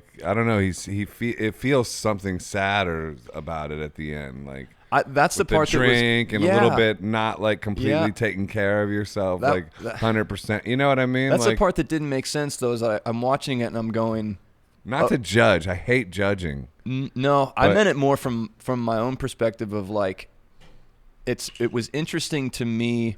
Like even my wife like turned to me and goes, "Man, like there's so many similarities between like the mentality of like this is you, this is the way." In what way is that you? How does that? How does that relate? I think because like growing up, watching all these movies in the '80s, like Rocky, Rambo. there was Rambo, Rocky. There was a movie called Vision Quest with Matthew Modine where he throws the guy. I know all about you know, it, dude. Madonna soundtrack. Exactly. So like those were the archetypes that I felt like. And then somehow what happened, I thought life was a race, a basketball game, a sporting event. Yeah. I thought that's how I'm wired. And then I started playing music and I thought that that music was that too. And then I started watching guys like Bono, who unabashedly said like, "Oh, we wanted to be like the biggest band in the world." And then you sometimes, you know, when you're a kid, 16-year-old kid, you think you can take on the world, and sometimes you're right. And I'm like, "That's me, that's Right. me." And then everything that I've tried to apply of like these Michael Jordan rules have been not true with music because it's just not. Art is not like that. It's not. Well, there is a side There's to a it, side, like a competitive side to it. but our award, how we get recognized is not like by being necessarily the best or shooting the lowest score or running around the track the fastest. It's so rigged. There's so many other factors that go into that, and you just kind of end up feeling like I don't know. I mean, it's super confusing when you have that mentality. But that's really what came up for me when I watched the documentary, is that I'm like, why do I relate to this dude so much? And yet I think I'm always trying to talk myself out of it too. It's like there's that level of competitiveness inside, and yet I'm constantly trying to buffer it with like, no, just like relax and be cool and be an artist. Life is not a competition. And then I'm like, am I at war with myself constantly by doing this instead of just going one way, like balls to the walls? You know what I mean? I do, and you said something about that in your documentary too, where you were like, when they come up to you and say Ryan Adams, Wilco, and it's like you kind of like almost like downshift, going like, yeah, this is my destiny. I don't even have to do like all the. Right. I related to that too. Yeah. What, you know. Yeah. So that's interesting. It's just a weird thing to talk about that I'm not even sure anybody really understands, other than probably somebody like yourself that does what I do.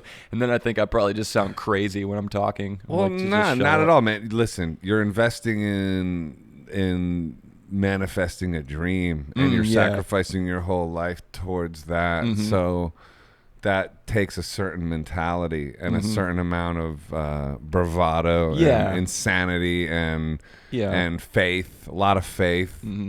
You know, so that's what you're talking about. And it is competitive. It's not the same as sports, but you know, there's charts, there's only so many people, you know, you're vying for attention basically. But the thing is we came of age in a time, and then social media happened, and social media turned everybody into an artist vying for attention. Right. Exactly. So it's like, it's just kind of interesting. That's another thing having in common about coming along. I mean, I think you started before I did, but I hope so. I'm a hell of a lot older. Well, Yeah, you didn't but play you till come you were along at like the 18. same time, Right. And the music business was one thing, and we all kind of knew what the rules were and what you were supposed to do, and then all of a sudden, every year went by, and it just looked less and less like itself, and now it's a totally different thing. You know, yeah, that's true. And, you know, but the thing is this, man, is like what I love is that I'm, you know, a man of a certain age now, and I've been doing this for a long time, put out a lot of records, and yet the minute like sort of GE lights up these new songs of mine and gets me all inspired about like, oh, I'm gonna overdub and start working in my little makeshift, you know, home studio, and that same excitement and that same euphoria and that same like series of dreams that help sort of, you know, push the thing along happen. I'm like, this is the place where, you know, this is gonna sound like cheesy poetry, but like where I get to dance with God, you know, like, and it's still here for me. Yep. I still have this little church that I found when I was like So cool. 15 or 13, or making synthesizer, like composing. I can compose. It happens to me and every time I hear a great song and you know, well up again, and I go, oh, it's magic. Just It magic. is. It's like, so, you know, it's like, and so that supersedes all of the winning of any competitions. Absolutely. And all that. And that's genuine. That really does. Now, that doesn't mean, you know, like you even said in your documentary, does that mean I wouldn't want to play in front of like, you know, a stadium in, you know, Columbus or whatever you said?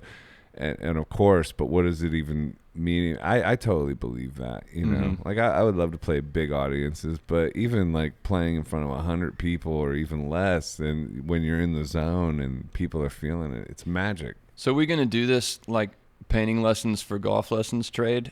I'm down. For real? I mean, I'm down. what I would love to. I've never golfed. What I know now is that pretty much means you're way cooler because you're teaching me to paint and I'm teaching you to play golf, but I'm getting the better side of the deal because I'm getting to get the painting. You got to come over to my side and start That's playing true. some golf. Yeah, that's true. That's true. We should do that. Honestly, though, it's probably it's my favorite thing to do, like Golf? outside of playing music. Yeah. Yeah. What's so good about it? There's a feeling. I mean, you play sport. You play baseball?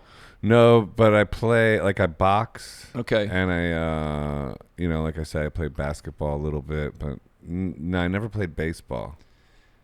The feeling of like when you hit a baseball like right in the sweet spot and the ball goes over the fence, and it's just like this amazing point of physics where I just swung at this ball and I just knocked it out of the park, and it felt so good. It even hurt. I hit it so good. And I think what I love about golf is that you're kind of like chasing that perfect feeling of like this perfect shot, and there's artistry involved in it. Complete artistry. There's imagination. You're outside in the fresh air, and that's always really filling me up. I play by myself a lot too, so it's either early in the morning or late at night and I'm just kind of quiet and zenned out. And I did that a lot as a kid too. It's how I spent my summers, and I think it just takes me to a spot where I'm really working on the precision of something. And so for me, it's almost like it is a form of painting. Like I'm painting shots. Same as songwriting. Yeah, it's the same thing. It's just it's not anything that you would really associate with the sport in any other way, the way that it's commercialized or sold or country clubs or anything else. It's literally this. I feel like I'm painting the ball across the sky, and it's just such a cool feeling. And that's awesome. Yeah. Sounds very zen. Yeah. Do you have any kind of like spiritual practices or beliefs, or like do you call that kind of a meditation or whatever, but like do you believe in God, or do you pray or anything like that? Yeah, I went to a weird strange spiritual journey kind of. I don't know where to start, but I had a very unusual sort of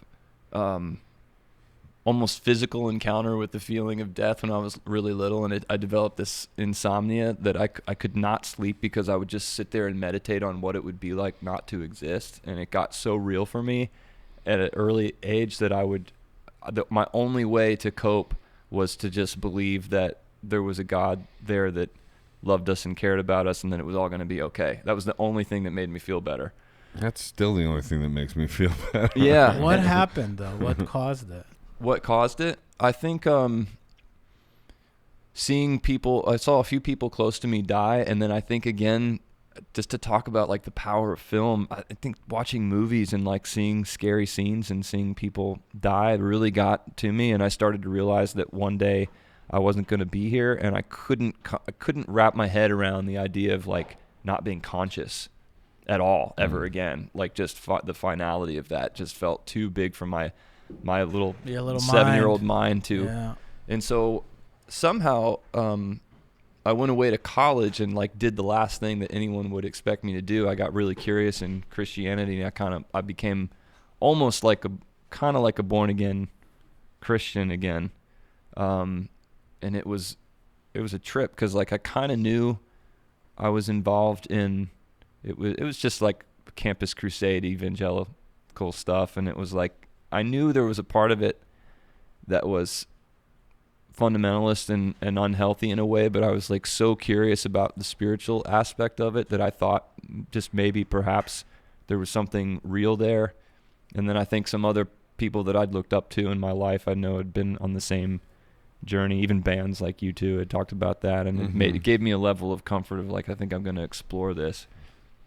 Is it something you still explore, or are you still there? I think a lot of the ideas that I got in my mind, I saw how they really messed me up, especially like in terms of just the control around sexuality when you're an 18-year-old that's like getting into college, and then all of a sudden being told that loving someone in that way is totally wrong unless you're married or just those types of things that really I took very seriously. And then so yeah, I don't know. I think that became a conflict for me in a lot of ways. And then I think through music and a host of other things, like I kind of developed some drinking issues and stuff that didn't jive very well with what I was doing. And I would think that I was asking God to help me, and that didn't seem to happen. And then I started to question if he was like really there, because the only thing that ever worked with that was just total abstinence and going to AA and doing that stuff. And so my experience with that is asking for help and getting it. Yeah. But maybe like in this kind of indirect way, but then like in hindsight going like, oh, seeing a direct correlation with prayer and actual prayers being answered. Yeah. But I tend towards that kind of framework. Yeah. I'm definitely open to it. It's just like the further I go, the more it seems like the less answers I have, and I don't know what that really means other than to just kind of ask for help and then try to trust that it's coming. Well, you know? some of the way I frame what's going on in our world right now too, though, is like in the biblical terms. You can frame it that way. Yeah. Where there's like, sort of a spiritual war going on right now, where evil is like, there's like good versus evil, so to speak, or Mhm. light versus dark, you know, or something. Yeah. That's, you could look at it that way. You can definitely look at it that way. I shy away from that a little bit in the sense that, just like we talked about before, I think it's really dangerous to like assign another side as the evil or the wrong side, because then you can justify doing really bad things to them. Well, I'm not personalizing a side. It's more just like the things that will strip humanity down of its like life force and push humanity towards despair. So just simply put like that. Like whatever elements are destroying people's faith. Right. That's the evil. I see. So it's not like, oh, this side's evil. It's not that. It's just, so it's like that. So on that level, you know? Yeah, that makes sense. I honestly, you know, and with all this stuff, like, it's not that I know that that's what's up, but I'm just saying sometimes I look at it like that and go, like, oh, okay, that could be the case. Yeah, I do too. That could be the case. I explore any type of explanation that my mind can try to help me make sense of. And if that is the case, then it's, you know, like if that is the case, then it's not there's no stop point. The stop point will be resistance towards the destruction of people's faith. There isn't like, oh, let's just, you know, just keep going along with this for a while longer. Yeah. As some people say. I felt a lot better when I felt like I just had sort of blind faith in things. I felt a lot better. Yeah. Well, it just takes a mustard seed of faith, so to speak, to move a mountain. You got a song? Yeah. Okay, good. There was a mustard seed line. Just a little miracle is all I need, but I can't even muster up a mustard seed. I got thoughts in my head, can't get them out. Trying not to think what I'm thinking about, and I'm broke down, no pride. Trying not to slip into the dark side. I don't know, that's a mustard seed line. Keep in going. It's good. This beginning of the song. 10 years ago on the 1st of spring, I moved to town with the world on a string. Life was a game and I was one of the best gunslingers in the Wild West. I bet big and I played to win. I made a fortune when my ship came in. I ran the table, never thought I could fall, and then I wound up in the path of the cannonball. Now I can't shake this losing streak. Every road I take is a dead-end street. I got thoughts in my head, can't get them out. Trying not to think what I'm thinking about. There's like 20 verses, so That's great. Ready. What album's this on? it's a new one. It's a brand new one. Beautiful. Thanks, man. I love it. Thank you. It's real good, real strong. I'll take some encouragement from Joseph Arthur any day. No, that's a great song, man. I Thanks, love buddy. that shit. Yeah, that's really good. Good Thank you. lines. Thank you. Yeah, man. Trying not to think what I'm thinking about. Trying not to think what I'm thinking about. Yeah. Man, so We went like, I should have just kept going. no, it's good. Little snippets. So, you know, I don't know when you have parking, and we've been going for like over like an hour and Have we? 45 probably. God. It's been going great. Oh my God. Parking is at 2:02, so that's in 10 Okay. minutes. We've been talking that long. That's crazy. Yeah. Should we wrap it up? Me and Griffin are gonna do some a session after this as well. I guess we should. I don't know. Unless you wanna refill the meter, and we'll pick up for another half hour. I feel like there might be more in there. Yeah. I mean, Yeah. Okay. do You it. want to just go do the meter? Yeah. Yeah, go do the meter. And we're back. And we're back. I was just Griffin Wade paying the meter. and Joseph Arthur. Do you have any like siblings or anything like that? Yeah, I have a sister, A sister? 5 years younger. How about you? I have a sister. Okay. Yeah, and a half brother I never met, but Okay. Supposedly, I have a half brother out That's there. cool. Yeah, he would be older, I guess. I don't know. Who knows? Some Whatever. dude just walked up and said, "I like those shoes, man." Really? Yeah, it's funny. Who sent him to you? My friend Will Eubanks in Texas. Shout out Will Eubanks. What's up, Will? Is he related to Bob? Might be. Never ask him. So Or Kevin. So what's your brother do? Or My no, sister. your sister. Sorry, your younger She's sister. she does dead people's hair and makeup. Oh, for real? Mm-hmm. Wow. No, her.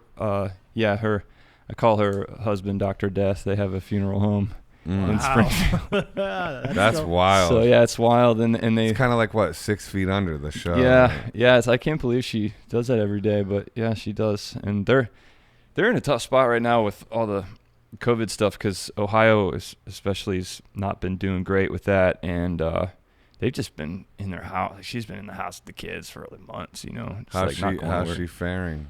I mean, Is she losing it? she's okay, but it's definitely. I FaceTimed with her the other day. It seemed like it was a little tough, but it's tough on everybody in different ways. Yeah. So, yeah.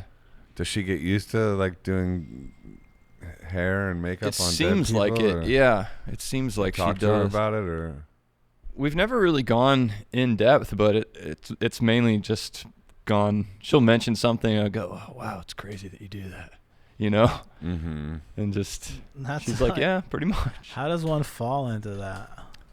Well, you marry somebody that owns a funeral home. Oh, that's how it went? yeah. She married. I mean, Chicken before the egg. yeah. So Well, it's probably good money in that, right? Like, yeah, I mean, it's steady business. People aren't gonna because a lot. Aren't gonna stop kicking the dying. bucket anytime soon. It's guaranteed income. Well, it's probably not like what most people want to do either. So usually, like things that people don't want to do pay well. Yeah. That's one of the arguments I've heard against socialism. Mm. You know, like nobody will. You know, certain jobs Right. people do because they pay really well. Mm-hmm. Like apparently being a garbage man pays really well. Extremely well. Yeah. In New York City. It's Well, a that very make- hard that job ma- to get. That makes sense because it's, you know, not exactly, you know, if every job was even, Yeah. then nobody would want to do that one. People would be like, "No, I'll be the waiter." Right. Yeah. Yeah. You know. I mean, I could talk about that for a long time and share my concerns and opinions, but What? just with the whole socialism idea, it's like Oh. that's a whole nother ball of wax. Yeah. My So first- you're probably a socialist, right? This land is your land. Yeah. This land is my land. That's why I grew the It's mustache. probably safer for me if I just say yes, I am. It is. No, but Well, you know, my first hint was I looked on your Instagram and I was on July 3rd. There's an American flag. I'm like, okay. I had an American. but let's talk about that. By the way, if you look at my Instagram, July 4th is an American flag with a poem about something. And you that's know. I didn't even realize, like, my kids and I painted. But I painted the American flag. And So did we. It Mine's was a all messed up. little watercolor. Yeah. And I Mine is- posted it, and hardly anybody liked it. And I went, oh, okay. Now I guess On your I didn't Insta? realize that you weren't supposed to post the American flag on July 4th. Now, You're like not I'm supposed almost. to? It's sort of like Really? I didn't people know are that. I taking didn't it know as a that rule. signal that you're on one side or the Oh. other. I'm like, this Yeah. doesn't mean anything other than it's the 4th of July. That's a cool one. like, Well, I'm on the side of liberty. me too. I mean, I'm on the Liberty. side. I'm on the side of that. Is that if that's a bad side? Well, that's what then- it's supposed to mean to but be a that is- liberal. that is like Liberty. That's what I. Yeah. Who That's what I painted always this? thought. That's what I thought too. Is this your kids? I painted that with my kids, and Oh, that it's was my pretty. version, and we did it together. And there was another post I did where I just shot the American flag hanging in our cabin, and I did the times they are changing Here's behind mine. it. Yeah, I see it. That was mine on July. That's 4th. cool, man. Let I me see painted it. that. Oh yeah, that was hanging at the show. But then this one. So I wrote this one. May we be unified. May we There you find go. peaceful resolution. May we all stand as equals with love and respect. May we be proud of who we are and who we can become. May we as a country breathe in the spirit of Ho'oponopono. I love you, I'm sorry, please forgive me, thank you. May those be the new stars and stripes. May we be unafraid to speak our minds, to speak our truth. May we be able to debate different perspectives without fear of annihilation. May we cancel being canceled and allow each other to grow through stations and mistakes, to find a joyous light within and share it to those who have less, to those still squandered in the dark. May the least of us be treated with the dignity of a king, and the most fragile be held carefully like you would a graceful queen. May we focus on how we are one and bring peace on earth between father and son. May the drumbeat of our independence roll with the lightness of laughter. May we all reach for our dreams from now to ever after. The great experiment we've become, the gift of life, the will to run, America, the dream waking up to itself. May we find our way back to peace, holding our heads high in the dignity of who we might be if we allowed our light to truly shine. Boom. Spoken like a true poet. Thanks, dude. That's incredible. Thank you, man. Yeah, that's what I posted. I mean, really. But yeah, I didn't, and that felt, you know what's funny about that? I like how the flag's blurry, too, because that's meaningful in and of itself. Right. Cool. It's an aggressive kind of flag, and it could go either way. But, even the line, may we cancel being canceled. Oh, yeah. I debated, because I wrote that poem, and then I went on a run before I posted it. And I thought of that line, and I was like, that will seem like I'm on a side. Right. But I definitely think we should cancel being canceled. I think all that stuff is terrible. Me too. I just think, so, and now reading it, I'm just like, man, I can't, I even thought, I thought more than twice about that specific line. I did that, two of the posts that I made that were similar in thought, in terms of spending time doing it. I had to proofread and edit several times, and I ended up being glad that I did, because I think I got to the point better by doing so. But it's just, yeah, man. I was about ready to say before we came back from taking a little break was just that my wife's really a fan of Joe Rogan's podcast, and she's always sending me those too. So it's almost only so much time in a day, but from what I've listened to on his podcast, he just seems like he has large diversity of thought on people on his show, and is really fair and open, and if anything,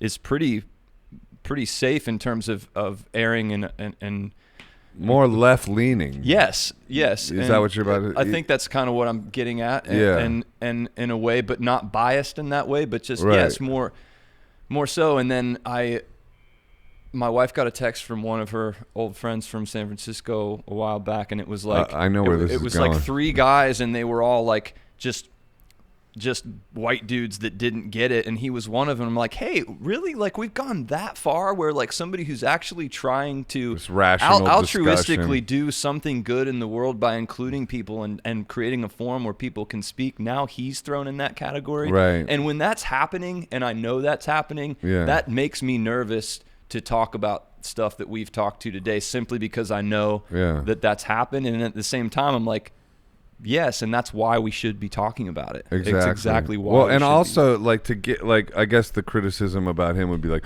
oh, well, you let people like Ben Shapiro on you, as if so what? People with different thoughts and different ideas. Yeah, it's allow people. You don't have. Just because you're having a conversation with somebody doesn't mean you agree with everything they think. Exactly. That would be impossible. But that's where we started to head. That's become common thought now. It's really true, yeah. I remember I was alerted, my first thought of this whole, I even said the Alex Jones thing, which a lot of people are like, oh, well, Alex Jones is terrible. It's yeah, okay, maybe that's your opinion of that, but my point is, I like freedom of speech, and I will defend your right to the death, even if I don't agree with it. But I remember posting something about Jordan Peterson once or something. Right. Or, oh yeah. When he first came out, And I didn't think one way or another. Right. Like, to me, it was like, oh, clean your room. And he was like motivational. And it was like, and like I said, I'm into self-helpy stuff. And it was like, oh, this is another kind of self-helpy guy. And you didn't understand that you were going to kind of get bashed for that. I got bashed. Yeah. I was like, they were like, oh my God, you're posting an alt-right. I'm like, this guy's alt-right? Like, I was like, wait, he's just like telling you to clean your room and this, that, and the other. Like, to me, it's just self-helpy. I don't get why is this alt-right? I didn't understand. Yeah. And I still don't really. Like, I guess, like, I see it, you know, okay, he's maybe a bit more right-leaning than I sort of thought or whatever. But whatever. Like, that doesn't bother me necessarily. It's like, you know, different ideas. I don't know. To me, because somebody might be inspiring in a certain kind of way, again,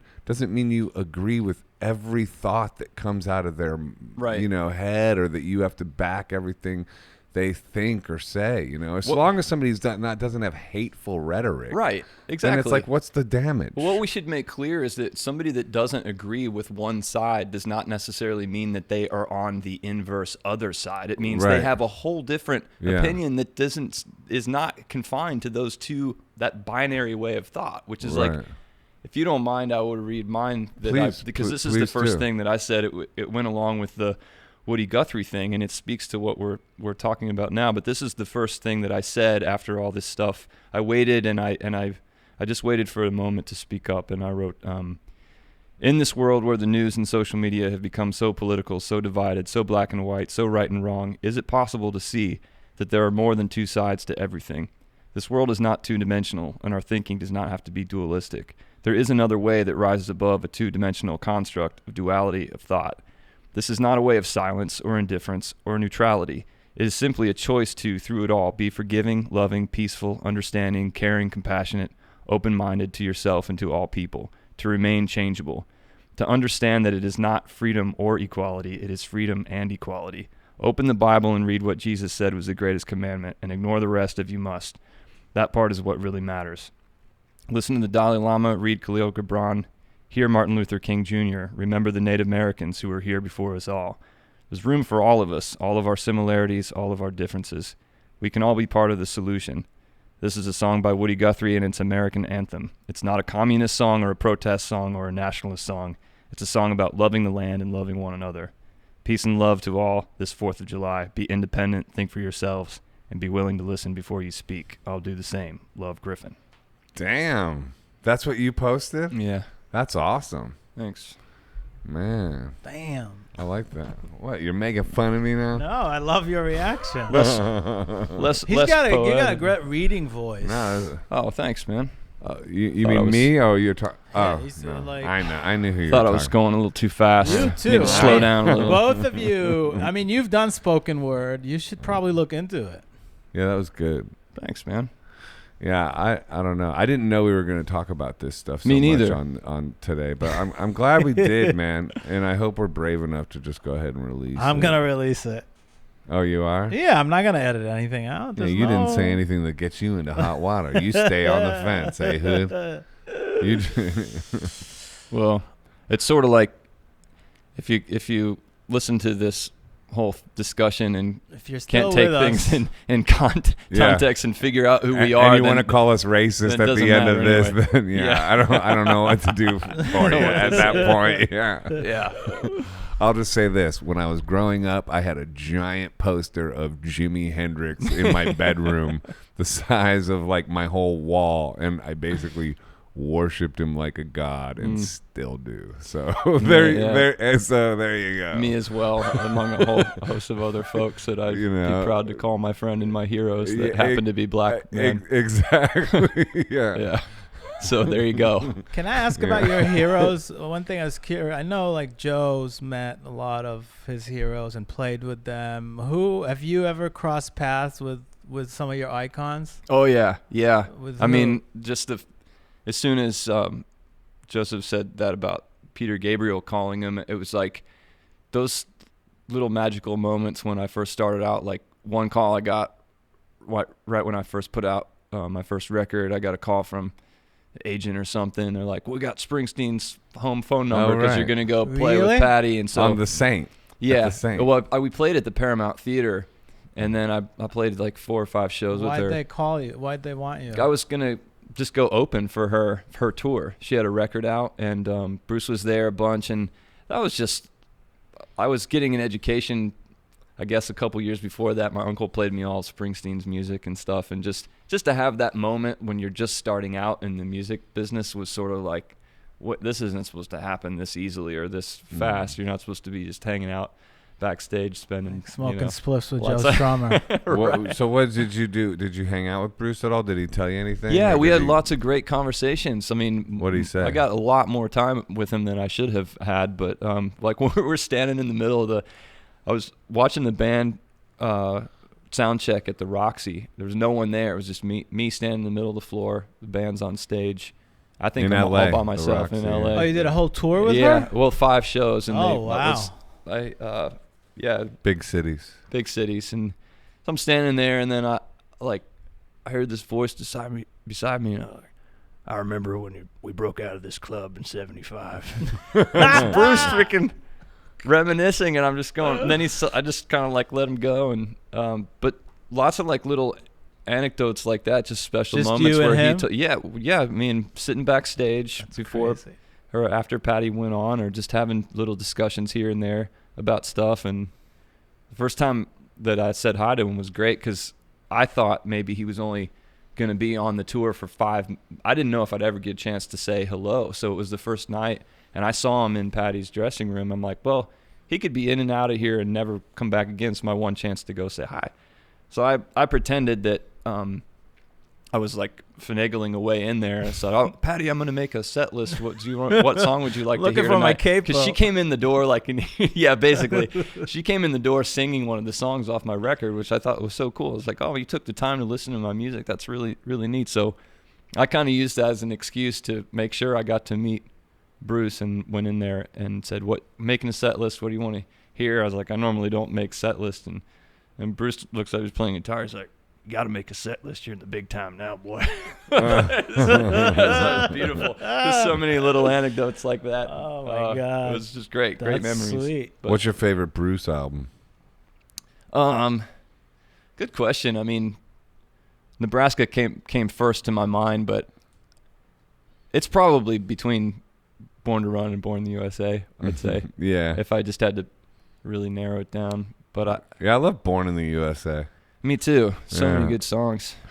I got to play a Carnegie Hall tribute to Bruce when he came. Oh, nice. You know, they do those. I saw that poster in the City Winery when you did that. And Yeah. I did Born in the USA, the song. did? And he came up to me afterwards backstage and he goes, I don't have a good Bruce Springsteen interpretation like you do, impression or whatever, but he was like, that was a real brave choice. You did it real good or whatever. That's So, great. Yeah, It was a he brave acknowledged choice. that it was a brave choice. Did you do it straight ahead, or did you? I did it kind of like a slow version of Okay. it. It's such an easy song to make poignant if you just like make it sad acoustic. Yeah. A lot of covers are like that. You Yeah. take any kind of pop song, Yeah. turn it into sad acoustic. It's The winner. It's a layup. Yeah. It's a layup of emotional For sure. effectiveness, and that one is a layup. It For might, sure. you know.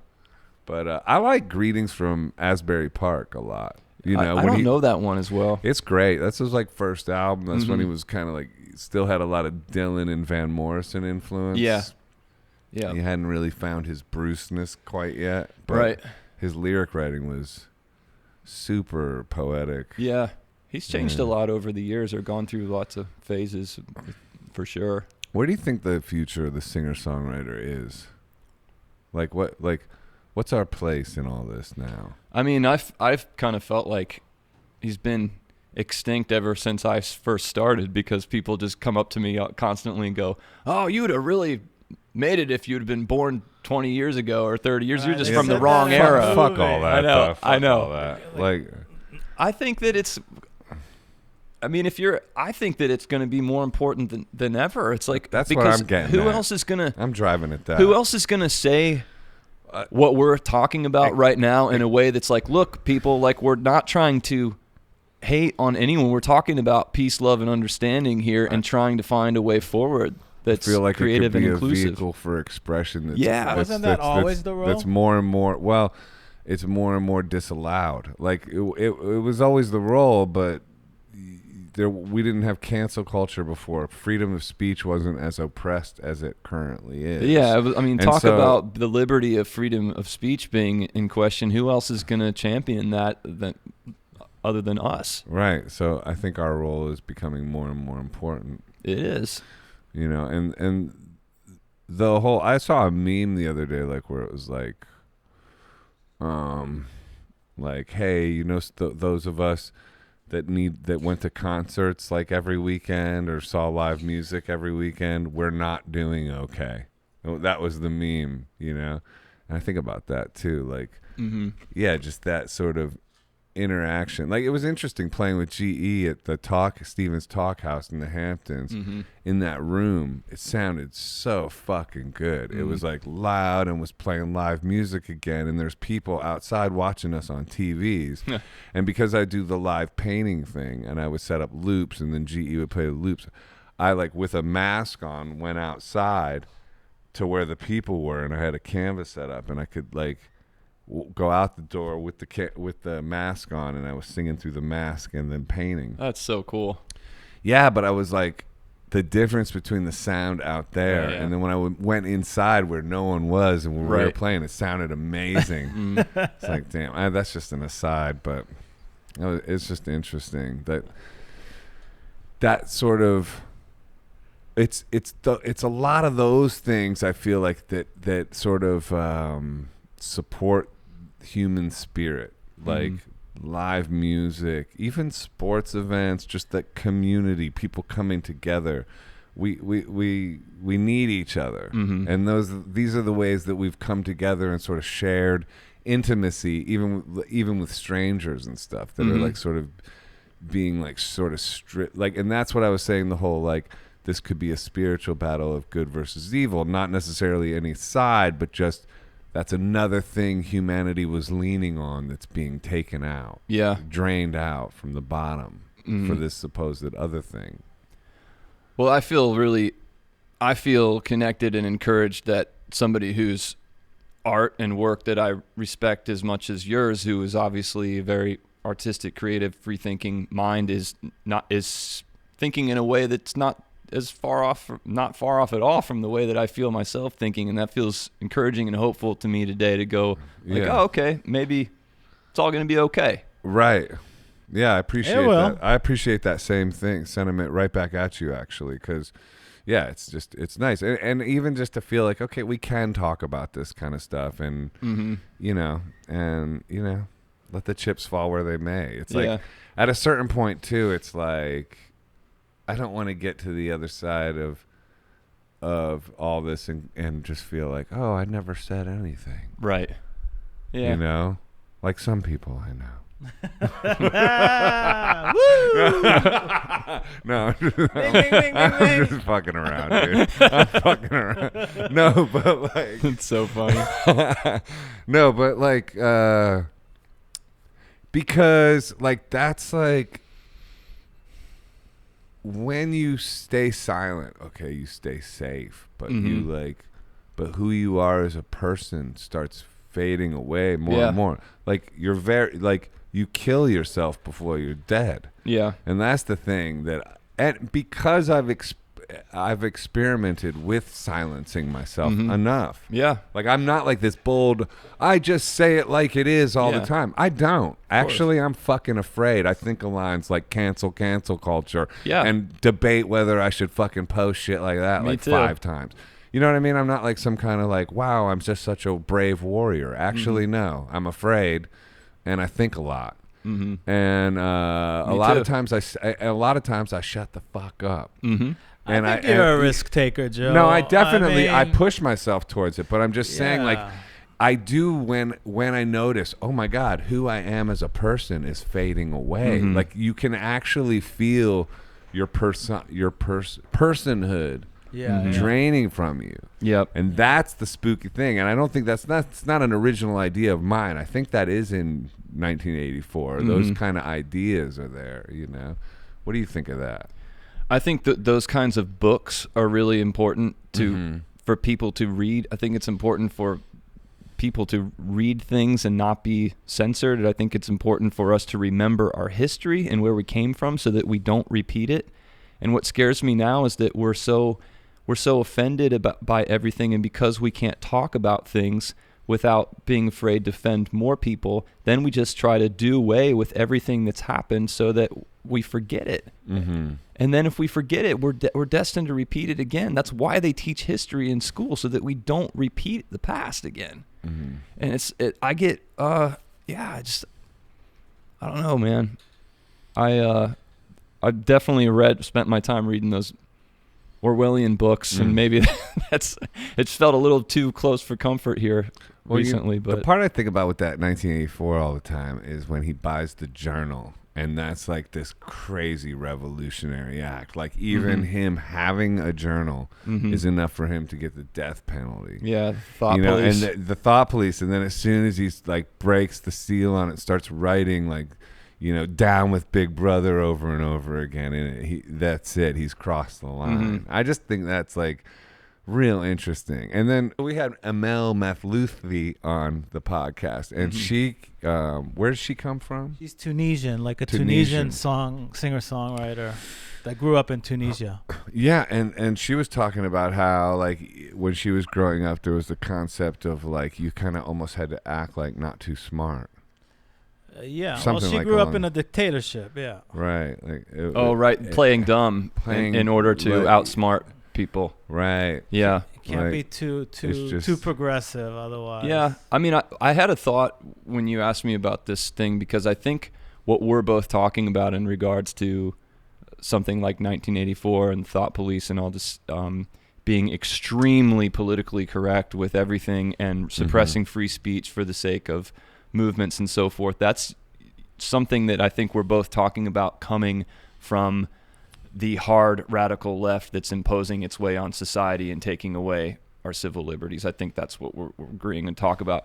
And I think what's fair to say and worth mentioning is that there's a whole group of people that are thinking along the same way, and they feel like everybody on the far right is to blame for the exact same problem that we're talking about. Basically, that like they just flip it in their mind and think, I agree. Oh, they're not responsible. It's the other side that's responsible. Yeah, we're just doing this. They're the fascists. Yeah, exactly. Yeah. Right. So they're kind of agreeing on the same point, but thinking like, oh no, it's coming from over there. No, it's coming from over there. And it's kind of both. And then I just wonder if there's a way to like open up and go, there's probably so many more people in the middle that agree on so much more than we think they do, but we're being bombarded by the media and social media so much that it's creating this feeling of division that's actually not as bad as they're saying that it is. I hope. Yeah, I hear you on that, but I also think there's only one side that seems to be limiting free speech, and On that topic for sure, but I think in terms of other forms of people's rights and authority suppressing people down or taking away people's rights, may not be freedom of speech in this way, but I think that there are so many. Yeah, I didn't like the unmarked vans taking in people. That rubbed me that rubbed me wrong. Of course. But that being said, too, I don't like, I definitely am all about people protesting. Yeah. All day long. Absolutely. First Amendment all day long. But also not so into like burning down federal buildings and all that kind of stuff either. Well, yeah. Like, there is the line. But that's the line. I don't want anarchy and chaos, but I definitely want people to be protesting all day long. I mean, I think that's a lot of people feel like that. I think so too. Even that feels like an edgy thing to say. And I don't know why it's so hard to just talk about why Martin Luther King Jr. was such a beautiful man in person, and they were so organized and they did everything peacefully in a way that there was a mission and a leader behind that, and that's why it's so effective and why we're still learning from that today and benefiting from it, and yet like we're trying to defend federal buildings being burned down and things like that. It's like I don't think you have to. I think you're allowed to disagree with that without saying that I'm on the other side. If I do, right? You know what I mean? Yeah. It's like, okay. Yeah. We're really going down a rabbit hole. We're already at the other side. Yeah, we already went down the rabbit hole. We went through the rabbit hole. We went all the way. We came out and we're all Do you have any okay. more songs? You got another song? Let's either wrap up with a song or definitely do. What kind of song do you want to hear? Just use that for the vocal. I have the guitar on its own channel.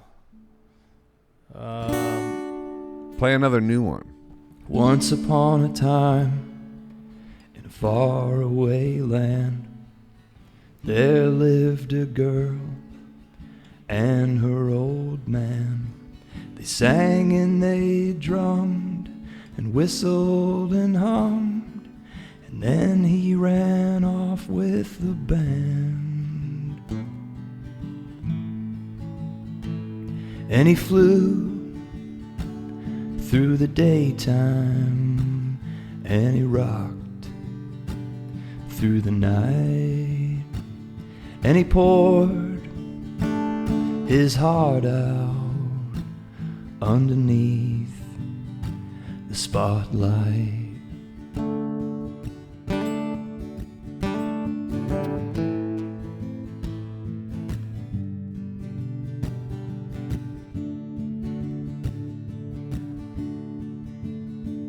One day he came home and his girl was all grown.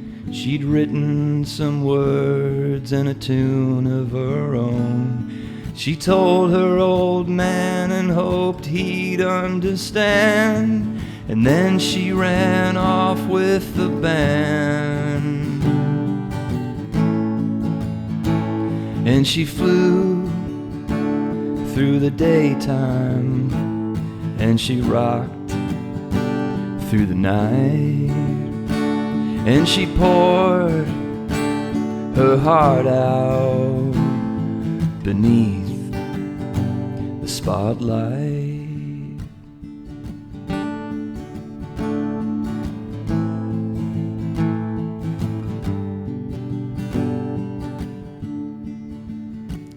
And the years passed them by like clouds in the sky, and the little girl who never imagined he'd die, she made her way home and found him alone with the light going down in his eyes. Then she held his hand and she thanked her old man as she watched him turn into starlight. And they flew through the daytime, and they rocked through the night, and they poured their hearts out beneath the spotlight.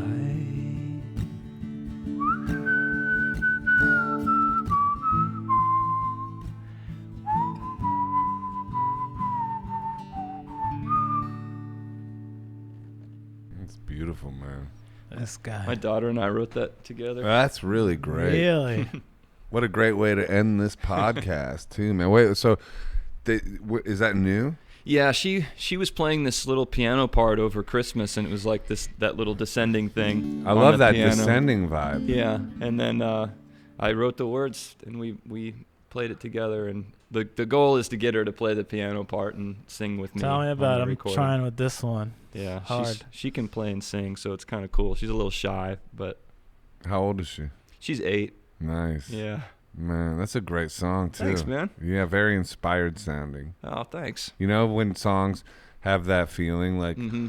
you're hearing the song, but you're seeing the connection the songwriter has with the universe. Mm-hmm. That had that example in it. Thank you. Yeah. It seems like that's the only stuff worth doing now, you know? If Yeah. it's going to just be like a contrived exercise of like sit down Right. and force a good song, it's like, nah, they kind of have to be special like that.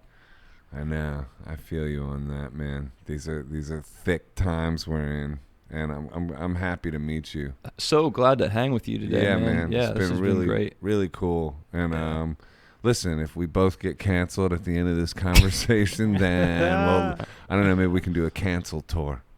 You know, like just playing in backwoods areas at that's people's right. bug outs. We can like travel to like bug outs all over America. It's a good idea. Yeah. The bug out tour. Yeah. All Yeah. right, man. Thanks, Griffin. Thank you, Thank you so Griffin. much, guys. Yeah, man. Thank you very much. Any final words? Yeah, during quarantine, working quarantine. Oh, Where yeah. can people find you? And I've been doing. I'll probably keep doing it for as long as I Stage can't it. go tours. Friday nights, I play a Stage It show at 6 p.m. Eastern time, and I usually do that about every week. And I do other kind of like streaming events and stuff. But my website's griffinhousemusic.com. and all your albums are available there. I saw. Yeah. The website is very well done. Yeah, they're available there, iTunes, Spotify, whatever. But yeah, Cool. Check them out. Thanks for It's having me, worth guys. it. Thanks, y'all. Thank you, everyone. Thank Bye. you. Thanks, Ehud.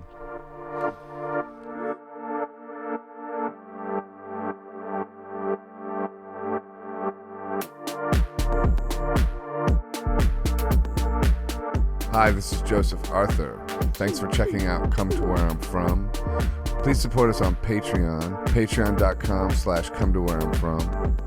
We are an independent podcast, and any contributions you can make are greatly appreciated.